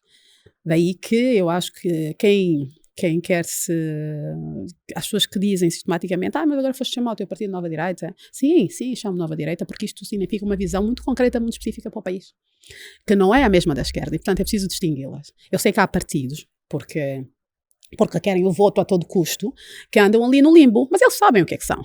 Mas depois preferem andar ali no limbo, depois economicamente têm um tipo de atitude, um tipo de vocação, digamos, ideológica, e depois socialmente têm outra. Isso não é compatível. As pessoas são uma só, não é? Portanto, mas isso não é muito compatível com tu na altura dizeres que não és de esquerda nem de direita. Repito que na realidade, não é, para já eu até brinquei. Eu disse, olha, eu não sou de direita nem de esquerda, eu sou de Sporting. Foi exatamente esta minha afirmação. Foi uma brincadeira, tanto, mas na realidade tinha um objetivo. É dizer, ok, esperem aí que não é isto ainda. Não quero que me vejam assim. Não quero que me vejam assim nesta fase. Vejam as minhas ideias. Olhem para as minhas ideias, olhem para aquilo que eu trago para Lisboa. Eu tinha soluções para tudo. Eu participei num debate no qual era provavelmente a única pessoa que trazia efetivamente soluções para Lisboa. E de facto eram soluções práticas. Eu sou uma pessoa prática e eram soluções práticas. Olha, vamos fazer assim, assim, assim. Temos aquele problema da habitação, vamos buscar casas aqui, vamos fazer assim e tal. Portanto, eu tinha as coisas muito, muito bem definidas e, portanto, entrar para o debate, eu não queria entrar para o debate esquerda-direita naquela candidatura, era só isso. Mas não era para omitir nem para nada, eu sou muito frontal e tanto sou que até chamei o meu partido Nova Direita, para que não haja nenhum equívoco. Porque considero que, de facto, são visões da vida, são visões do país totalmente diferentes e que é preciso assumi-las. Portanto, e aliás, estamos a ver hoje com os partidos que andam ali no limbo, que não sabem muito bem se são de esquerda ou de direita, estão com grandes dificuldades. E porque, de facto, as pessoas precisam de ter confiança, as pessoas precisam saber, as pessoas têm o direito de saber quem é que nós somos e o que é que nós pensamos. E como é que nós projetamos a vida delas, como é que as vemos. Pois, quando os partidos ficam muito grandes, naturalmente há mais diversidade e ficam, se calhar, um bocadinho menos previsíveis no que toca a essas coisas. Sim, mas o que é que significa a diversidade? Nós, na Nova Direita, temos pessoas, já nesta fase, pessoas que vieram do Partido Socialista. O nosso candidato para Setúbal estava vinculado ao Partido Socialista até há pouco tempo. Okay? Temos pessoas do CDS, temos pessoas do Chega, temos pessoas vindas de todo lado. PST, portanto, a diversidade também existe. Qual é o tema? É que existe uma visão, que é a visão de quem dirige, que é a visão do partido, que está manifestada na sua declaração de princípios e nos seus estatutos, mas sobretudo na sua declaração de princípios. Existe uma liderança que tem uma visão que naturalmente corresponde àquilo que lá está, e portanto as pessoas não sabem a quem vem, é porque se identifica com aquilo. Não é? Apesar da sua diversidade, essa diversidade enriquece-nos, porque permite, por exemplo, eu como uma mulher de direita, se quiser tomar uma medida, ou contrariar uma medida de esquerda, ou apresentar uma proposta que talvez seja demasiado à direita, eu vou ter aquela pessoa que foi durante muitos anos socialista e, portanto, tem um cariz mais socialista, que me vai dizer, Paulo Sandra, se calhar não estás a ver bem as coisas, eu acho que aqui naquela situação podíamos fazer mais assim ou mais assado. Eu adoro esta diversidade, mas não é isso que quebra a identidade do partido. A identidade do partido está clara. Nós vemos um país cuja digamos, esperança assenta no equilíbrio das famílias. É na família que isso começa e é na família que termina. Nós queremos que do início até o fim da vida as pessoas tenham uma família equilibrada, uma família com amor, uma família próspera, onde elas possam acomodar, porque as dificuldades da vida são imensas, sempre. Portanto, isto, independentemente de nascermos ricos, pobres, mais ou menos remediados, há sempre dificuldades. E em última, há duas entidades às quais nós podemos, de facto, nos refugiar e que, de certa forma, acabam por ser a nossa base. Em primeiro lugar, a família. Em segundo lugar, a pátria. Mas há quem muda um bocadinho pátria por Estado. Não é a mesma coisa. Eu sei que não é a mesma coisa, mas nós podemos contar com o Estado para muita coisa, não é? Se ficarmos desempregados, se ficarmos doentes, o Estado ajuda-nos em muitas coisas. O Estado está aí para na minha ótica, o Estado deve estar para quando nós não temos soluções por nós, não é? O Estado não se deve substituir a nós, à nossa capacidade. Isso por exemplo, da subsídio-dependência é um problema, porque isso de facto é um handicap para as pessoas, porque as pessoas acomodam-se nisso. Isto é um excesso de Estado na vida das pessoas. Sim, eu acho que o Estado deve ser o último recurso também, mas é muito importante existir essa rede de segurança. Claro que sim. Aliás, eu sou defensora de um Estado social. É engraçado, eu bato-me contra o socialismo, que não é a mesma coisa do Estado Social, na minha ótica. É muito diferente. É muito diferente. Eu sou por um Estado Social e eu até nem percebo. Acho talvez seja essa. Não há assim tantos portugueses que sejam contra o Estado Social. Não, e percebem o seu mérito, mas depois criou-se uma confusão entre o socialismo e o Estado Social, e isso é que faz com que estejamos na situação em que nos encontramos. Mas definitivamente para um cidadão saber que se fica doente vai ter um hospital que é de fato patrocinado por todos nós, não é? Solidariamente, que é isto que é um Estado Social, não é? Para se tratar, isto é parte da felicidade. Sim, ou um Estado que paga uniformes, não é? Como estávamos a falar há bocado. Sim, mas atenção. O Estado paga uniformes, mas eu até sou apologista que se na escola há pais que podem pagar os uniformes, pagam os uniformes. O Estado paga para quem não pode, não é? Mas está a ver a diferença. É exatamente essa. Eu acredito que é importante para... mais propinas da faculdade também. Exatamente. Quem pode pagar? Qual é a razão que se eu puder pagar, porque é que o Estado vai pagar por mim? O Estado tem que pagar ali onde as pessoas não podem pagar. Sim, o cheque de 125 euros que nos tiraram para os olhos, né, a certa altura. Eu gostava de ter tido a hipótese de ir a um site qualquer, das finanças ou da Segurança Social, dizer, em vez de mandarem a mim, quero que mandem para esta ONG. Exatamente. Devia ter havido essa oportunidade. Claro, eu não precisava de 125 euros, a minha mulher não precisava de 125 euros. E isso, pronto, há assim algumas coisas que realmente... É disso que estamos a falar, e é também do facto de se controlar as pessoas através disso. Há sempre um motivo pelo qual saem esses cheques, há sempre um momento certo, há sempre um objetivo por trás, porque de facto, do ponto de vista racional, não tem sentido nenhum. Porque é que pessoas que não precisam vão receber os 125? Por acaso não recebi, nem sei como é que se fazia isso. Mas porque é que pessoas mas é isso, dava para não receber, mas devia haver uma terceira hipótese, que era como se fosse a consignação do IRS. Ok. Quer dizer, manda os 125 para alguém. Sim. Claro, teria sido melhor, porque depois também não sabemos onde é que foi parar o nosso, não é? Que renunciamos. Portanto, eu também percebo isso. Mas realmente o Estado tem que estar ali onde não há outro recurso, não é? Tem que garantir a segurança. Isto sim é o papel do Estado. Garantir a segurança a todos nós, que é uma coisa que está a falhar, por exemplo, neste momento, não é? Um Estado que está totalmente alheio às questões de segurança, que trata a imigração com uma leveza, que é uma coisa inacreditável, apesar dos exemplos que nós estamos a ver no resto da Europa.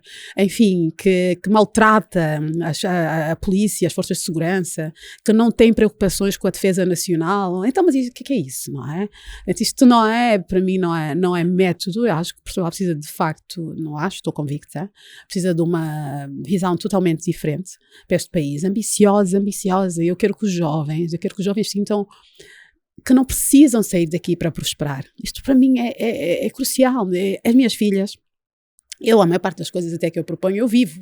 Neste momento, as minhas filhas, porque são francesas, foram estudar, elas cresceram no ensino francês cá, e depois foram estudar para a França, que é mais ou menos natural que isso aconteça. Mas eu gostaria que elas voltassem para cá. E elas adoram Lisboa, adoram Portugal, adoram. Estão sempre cá. Sempre que têm um fim de semana mais prolongado, estão cá. Mas a verdade é que eu não as consigo atrair para cá. Elas estão a acabar de estudar agora, a Rafaela acabou de se formar em Psicologia e outra.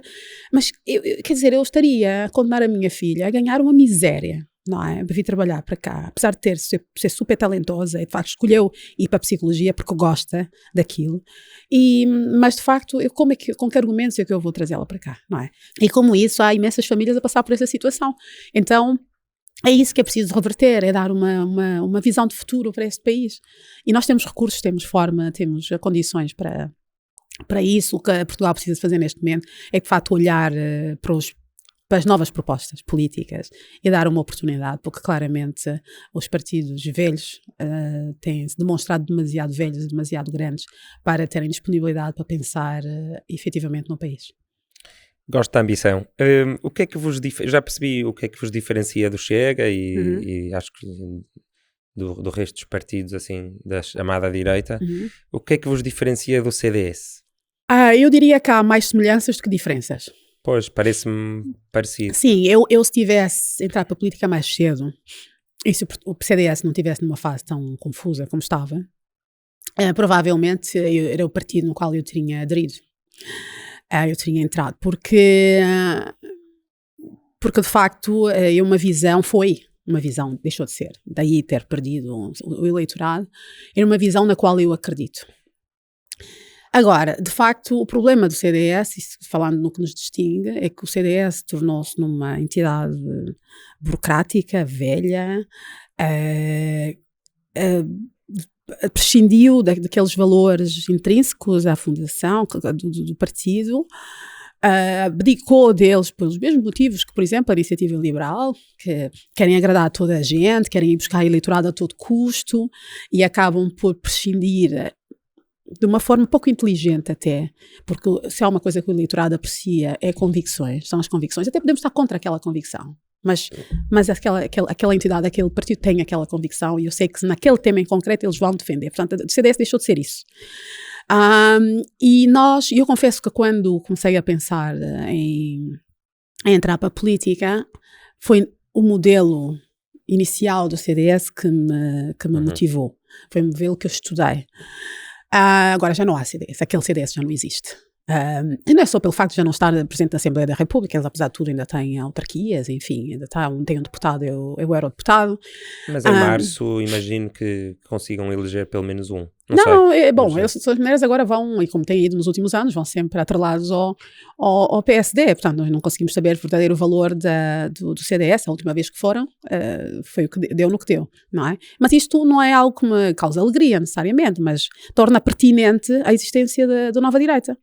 Se eventualmente talvez se o CDS estivesse de pé como era antes e defendesse os mesmos valores, se mantivesse firme as suas convicções iniciais, provavelmente ainda cá estava e provavelmente eu estava no CDS em vez de estar na nova direita. Mas isso perdeu já há imenso tempo, houve uma decadência progressiva e neste momento a nova direita está aqui para isso, mas não só porque depois há aí temas de facto de ambição que eu também não encontrei no CDS. Nós, por exemplo, quando falamos sistematicamente em termos de economia, quando falamos sistematicamente em trabalharmos na produção de energia nuclear, porque nada do que se possa perspectivar para esse país é possível se não houver energia barata, autónoma, soberana. É uma coisa que o CDS jamais ousaria nesta fase da vida do partido propor, porque de facto tem medo. É um partido que passou a ter medo. É um partido que decidiu a certa altura ser de facto um satélite do PSD e como tal acabou por não ter um projeto próprio. Nós temos uma visão própria e isso é o que nos diferencia. Nós temos uma visão muito clara sobre o país, onde é que queremos chegar e que é uma visão que ainda mais é absolutamente execuível. Não há aqui nada que seja megalómano e que não se possa realizar. É necessário, todas as nossas propostas são necessárias e são execuíveis, com os nossos próprios recursos. Quando nós propomos energia nuclear é porque sabemos que temos urânio. Ok? E que não vamos ficar à espera do urânio alheio, pelo menos nos primeiros anos. E hoje em dia até já há tecnologia para aproveitar o máximo possível. E para que há uma reserva que daria para 25 anos, se calhar dá para 50 ou dá para 75, enfim. Hoje há formas de se conseguir explorar isso, mas nós temos o nosso próprio urânio, que andamos a vender-os baratos durante muitos anos, mas felizmente ainda há ali uma reserva que nos permite avançar com isso. Não é? Quando nós falamos em economia azul, portanto, economia do mar, é porque o mar está aí aos olhos de todos. O mar não pode só servir para passar barcos e para pescar, não é possível.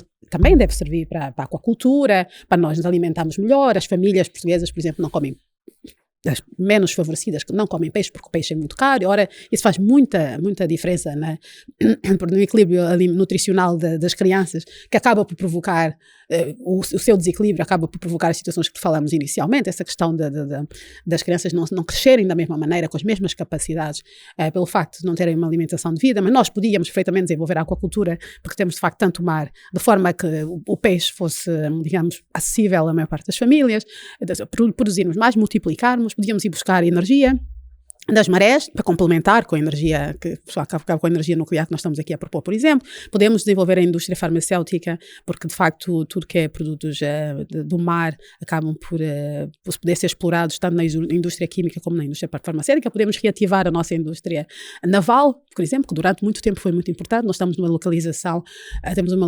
geográfica muito favorável, porque é um ponto de passagem para a manutenção dos barcos e eventualmente para a produção também. Enfim, isto tudo que eu falei aqui agora é acessível, está aqui, o mar está aí, não é? Então nós estamos aqui a lutar por um aeroporto que na minha ótica é absolutamente desnecessário nesta fase. Eu gosto do turismo, eu gosto do que ele traz, mas francamente eu acho que aeroporto em Lisboa era desnecessário. Eu preferia ter, por exemplo, um aeroporto em Santarém e desenvolver toda aquela região que bem precisa, que é uma região que tem um potencial fantástico, e de estar aqui a lutar por um aeroporto em Lisboa que vai nos custar uns custos, vai ter uns custos astronómicos, para nada. E eu preferia investir, canalizar esses investimentos e até atrair investimento estrangeiro, precisamente para uma área que está aqui acessível a nós. E todos os países, é preciso ver que os países, as antigas colónias, vamos dizer, ou que faziam, países colonizadores, ou seja, os países que exploravam o mundo, durante muitos anos foi pelo facto de terem o mar, acesso ao mar, que prosperaram, não é? Como foi Portugal. Depois, de repente, quando houve as colonizações, voltaram-se para dentro, mas neste momento, já para países na Europa, com exceção da Holanda, a Holanda sempre manteve uma relação com os Países Baixos, sempre mantiveram uma relação fantástica com o mar, sempre assentaram no mar a sua prosperidade, a sua estabilidade. Os outros países abandonaram. Portugal foi a mesma coisa, mas já é a altura de olharmos para aquilo que é nosso, porque só quem tiver a sua economia assente nos seus próprios recursos naturais é que vai ter alguma hipótese de sobreviver nos próximos tempos. É isso que está a acontecer, por exemplo, com os outros países como a Rússia, como a China, como os Estados Unidos, que no meio disso tudo fazem muita confusão, mas afinal eles têm a vantagem de ter muitos recursos, então acabam sempre ter uma saída, uma escapatória, e nós temos que olhar para aquilo que nós temos hoje, e a ambição da nova direita é precisamente explorar aquilo que nós temos, o máximo de soberania possível, o máximo de independência possível. Não é possível a independência 100%, não há uma independência, nós mesmo para explorarmos o mar vamos sempre precisar de ir comprar alguma coisa lá fora, porque é normal, mas na realidade depende de nós, é nosso, e podemos começar de um dia para o outro a desenvolver tudo isso. É formar os nossos jovens para a inteligência artificial, por exemplo, não é? Porque de facto não é já o futuro, é o presente já. Portanto, neste momento, entre a China e os Estados Unidos, há ali uma forte competição sobre quem é que vai dominar este novo mundo da inteligência artificial que aí vem. A Europa está totalmente alheia, é inacreditável. Como é que a Europa está-lhe tudo a passar ao lado, e Portugal, como segue as tendências europeias, acaba por também não se estar a dedicar. Eu não entendo como é que os jovens hoje já vão estar a ter uma formação específica sobre a inteligência artificial, porque vão ficar para trás, porque nós já sabemos que nos próximos anos há muitos empregos que vão ser substituídos, nós perdemos competitividade porque os nossos jovens acabam por não estar formados atempadamente para isso. Podíamos também inovar, porque é que não? Nós temos aqui faculdades, temos jovens com capacidade, entende? Portanto, adoramos tecnologia, temos todas as condições. Temos tudo, só que ficamos aqui de braços cruzados sempre à espera que a Europa nos dê uma orientação, quando na realidade está aí, a coisa está a acontecer. É essa visão, que não há um único partido, em todo caso, com representação na Assembleia da República, que tenha, não existe. E é esta visão que nós vamos bater para levar para a Assembleia da República, para o Governo, eventualmente, caso tenhamos a expressão política suficiente, e de facto não há dúvidas sobre a pertinência das nossas propostas.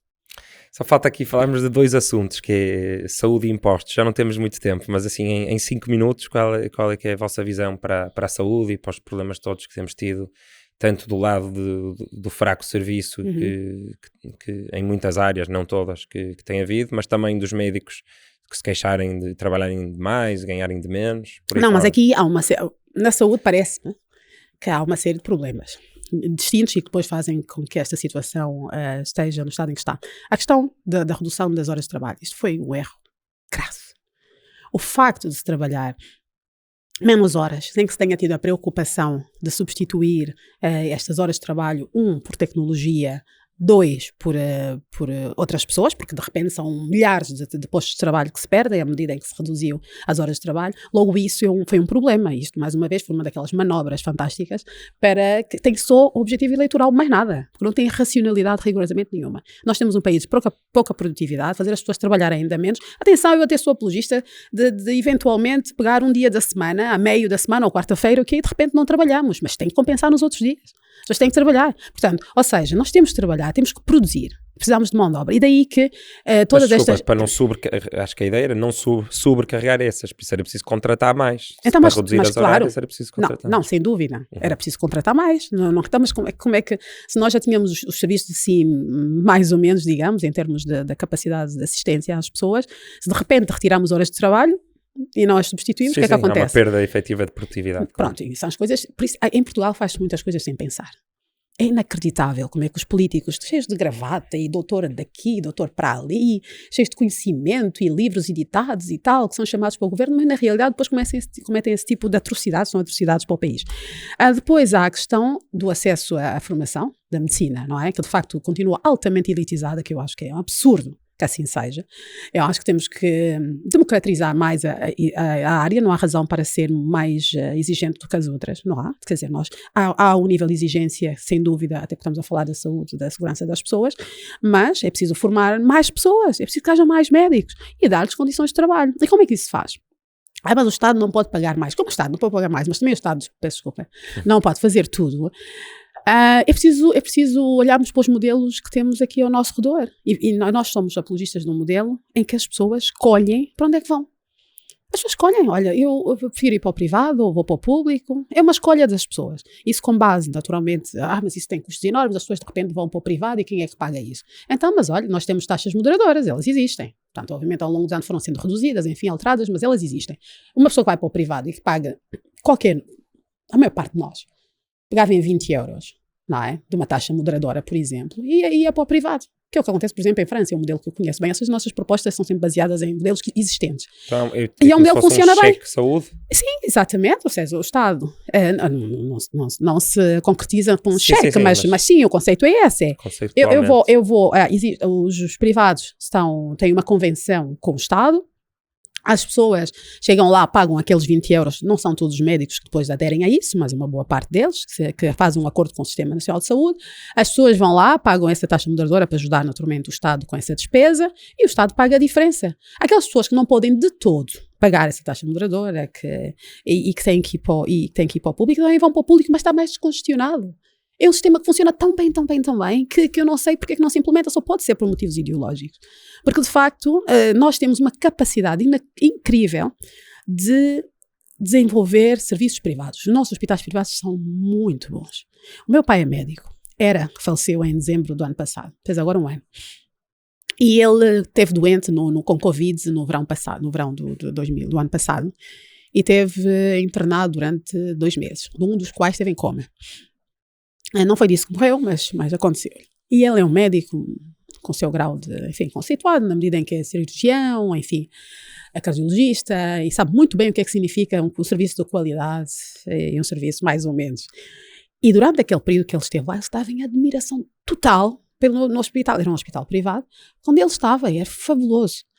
E então, obviamente, sem tirar, os hospitais públicos, os médicos são excelentes, mas agora estamos a falar do privado. Os excelentes, isso mesmo, toda a gente sabe. Toda a gente sabe. Rentáveis no privado, por isso tem que ser o público a assumir que definitivamente, é para ajudar o cidadão e pronto. Sem dúvida, não. E depois há investimentos enormes, não é? A tecnologia na área da saúde é mesmo muito cara e nem tudo pode ser feito pelos privados, mas de facto, para tudo que é cuidados mais básicos, qual é a necessidade?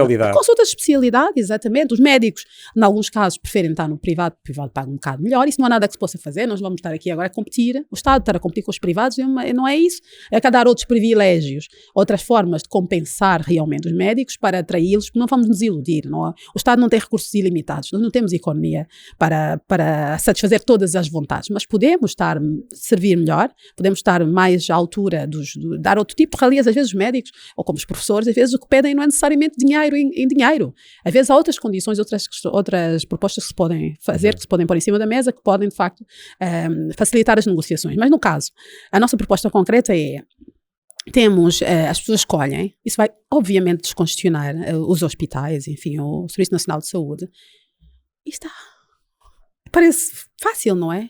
Mas é. Ok, então mais escolha para as pessoas irem mais para escolhas privado, para as pessoas, as pessoas também participam, o Estado subvenciona e pomos de facto os privados a competir com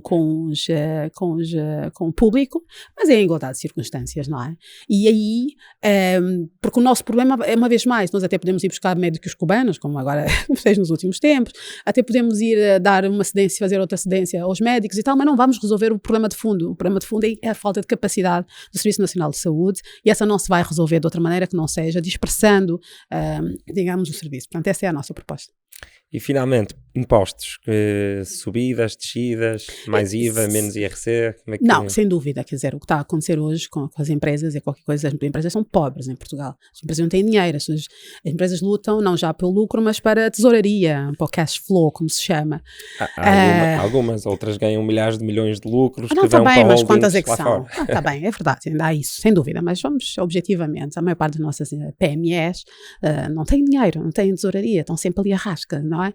E de facto, a redução dos impostos é indiscutivelmente uma urgência, permite que as empresas tenham mais tesouraria, mas não permite que elas sejam mais prósperas. Este é o ponto de vista que a nova direita tem de diferente com o resto da direita, que é, sim, é preciso trabalhar na redução de impostos, é absurdo o que se paga de impostos, definitivamente.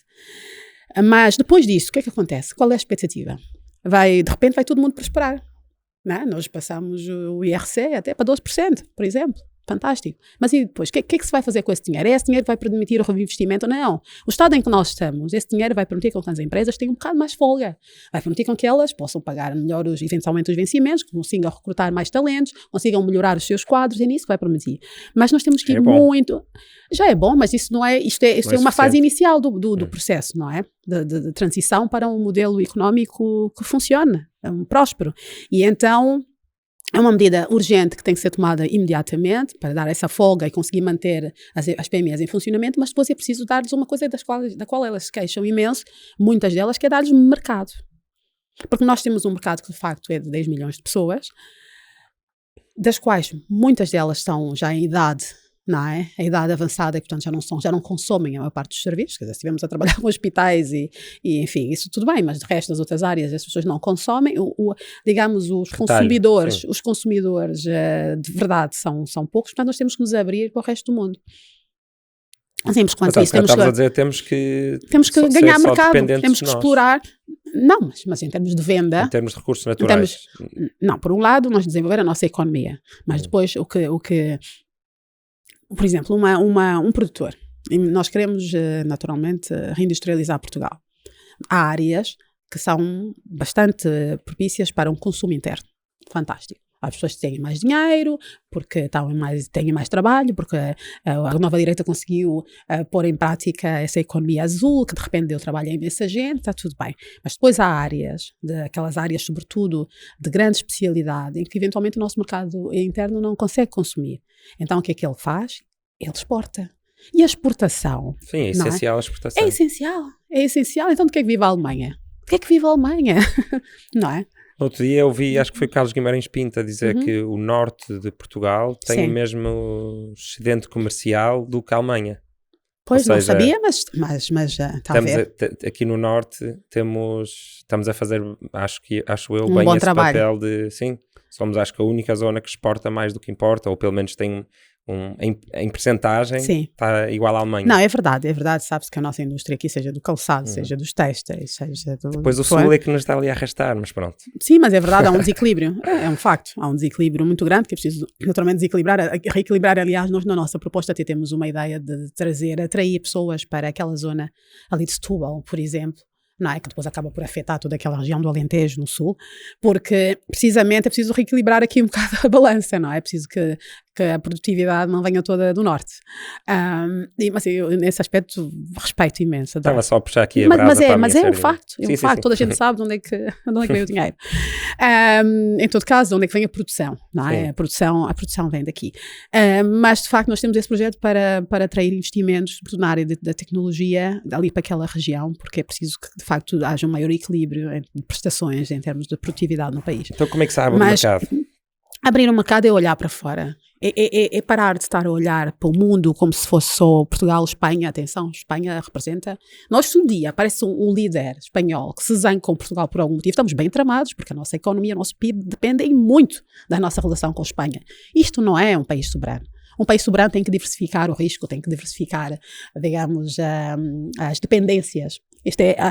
A soberania não é só nós produzirmos aquilo que é nosso e em Portugal, é também naquilo em que somos dependentes, porque há sempre a haver dependências que sejam diluídas por várias geografias, não é? Por forma a evitarmos os problemas que, por exemplo, a Alemanha está a ter, a Europa está a ter com a Rússia neste momento, não é? Pronto, mas em relação ao...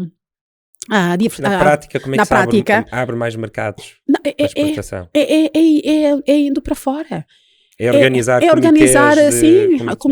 exportar, a exportação, por exemplo, existe numa área nos vinhos, por exemplo, que é uma área que eu conheço, que é a área de trabalho do meu marido. Então faz-se um bom trabalho nesse aspecto, em termos de exportação, que tem que ser, o nosso consumo aqui dentro, interno, não chega para tanta empresa de vinho, para tanta produção.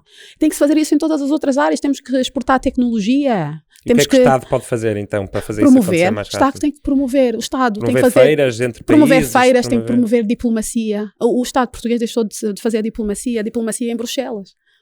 A diplomacia do Estado português é em Bruxelas. Está bem, é preciso fazer também. Totalmente. Ou seja, parte de Bruxelas, e o pouco que nós fazemos da nossa iniciativa é em direção a Bruxelas, sempre. Portanto, nós já não temos nenhuma política económica. A nossa política económica é Bruxelas que dita. Aquelas reuniões anuais, 2, 3 vezes ao ano, em que se diz qual é o rumo. Mas que raio, então, mas nós somos um país, temos as nossas necessidades próprias, as nossas necessidades não são as mesmas da Alemanha, nem da França, nem do Luxemburgo, nem da... Então, o que nós temos que fazer é fazer um caminho nosso. Eu falei um bocadinho naquela dimensão histórica de Portugal, ir olhar para estes mercados. O Brasil está a entrar para os BRICS, nós através do Brasil podemos perfeitamente exportar para aqueles países que estão a crescer imenso. A África está toda aí, para nós é a África lusófona e não só, que consome porque a África continua de facto a ter esse problema da pouca produtividade, não é? Ou seja, não desenvolve produtos, não produz, e ainda depende muito, infelizmente, mas pronto, para a África ainda depende muito da importação, no caso. Nós podemos perfeitamente desenvolver isso. Eu em Angola, quando eu cresci, os produtos eram, eu diria, 70% portugueses. Eu não conhecia outra coisa. Eu hoje vou a um supermercado, quando viajo para Angola, vou a um supermercado, já não me encontro. Mas ainda há uma boa vertente de produtos vindos de Portugal, até por causa também das traduções e tal, mas de facto já a economia de Angola, que durante muito tempo esteve muito inclinada para Portugal, muito dependente de Portugal, hoje de repente diversificou, ainda bem para Angola, porque é tal coisa, aquilo que eu defendo para aqui, ainda bem para eles, mas realmente Portugal também não fez nada para consolidar o espaço que teve durante muitos anos. Então, de repente, as políticas foram sempre orientadas para a Europa, para a Espanha e para o resto da Europa, e de repente perdemos esse mercado todo enorme, porque a Europa também tem as suas limitações e, sobretudo, são nossos concorrentes, não é? Aquilo que nós produzimos, produz também nos outros países europeus. Portanto, nós não podemos assentar numa economia onde temos tanta concorrência, vamos para fora, vamos para a América Latina, vamos para a Ásia, vamos para a África. Os nossos empresários até são bastante, digamos, dinâmicos, até não têm medo nenhum de viajar, de ir procurar mercados. Eu sei muito bem do que eu falo. São muito ousados, e é essa ousadia que eu quero que se sinta no país, mas isso o próprio Estado português precisa ter uma política no sentido de impulsionar isso, de impulsionar essa ousadia. É esse Portugal que nós queremos fazer renascer. Atrevido, ousado, que viaja, que não tem medo, que produz, que tem orgulho no que faz, que tem orgulho no que é, percebe? Portanto, no fundo, do ponto de vista da economia é isso. E claro que a nossa economia interna, já disse, há aqui várias formas, nós somos poucos, isso também tem uma vantagem, né? Tem as suas vantagens e desvantagens, mas temos 10 milhões, portanto alimentar 10 milhões de pessoas, apesar de tudo, é mais fácil do que alimentar 60, portanto temos aqui condições para, com meios limitados, desenvolvermos aqui formas de sustentabilidade, mas podemos ir para além disso e ser ambiciosos e recorrermos ao mundo inteiro que existe por aí para oferecer nossos serviços e os nossos produtos. Maravilha, Sandra, olha, foi muito interessante conhecer a tua história e também conhecer este novo partido. Já estavas a dizer que ainda não é um partido, não é? Está quase. Está a dias, se calhar quando. A dias. Se calhar, assim. Mas é quase certo que vai acontecer, não é? Não, sim, absolutamente. Não há razão nenhuma. Quer dizer, o Tribunal Constitucional não iria impedir-nos de participar em eleições. Não é para isso que ele serve, não é? Então, na verdade, foi todo um processo longo, que costuma ser também, ou seja, não vou queixar necessariamente, mas depois chegou a um ponto em que aquela coisa ficou ali um bocadinho à espera da disponibilidade do tribunal em marcar uma sessão plenária para aprovar o partido, e obviamente dadas as circunstâncias nós tivemos que pedir que o processo, quer dizer, se acelere, porque não podia continuar naquele limbo em que estava, e o tribunal atendeu a isso, julgo eu, e em princípio nos próximos 2, 3 dias, 4 vamos ter o partido registado e quando sair o episódio já vai ser um partido, provavelmente. Muito obrigado por terem estado por aí. Se gostaram, deixem um like, um comentário, uma subscrição que ajuda muito, e quero só agradecer mais uma vez ao Sandra, foi um prazer. Obrigada eu. E boa sorte com tudo. Muito obrigada. Já está, muito Ok, bom. maravilha.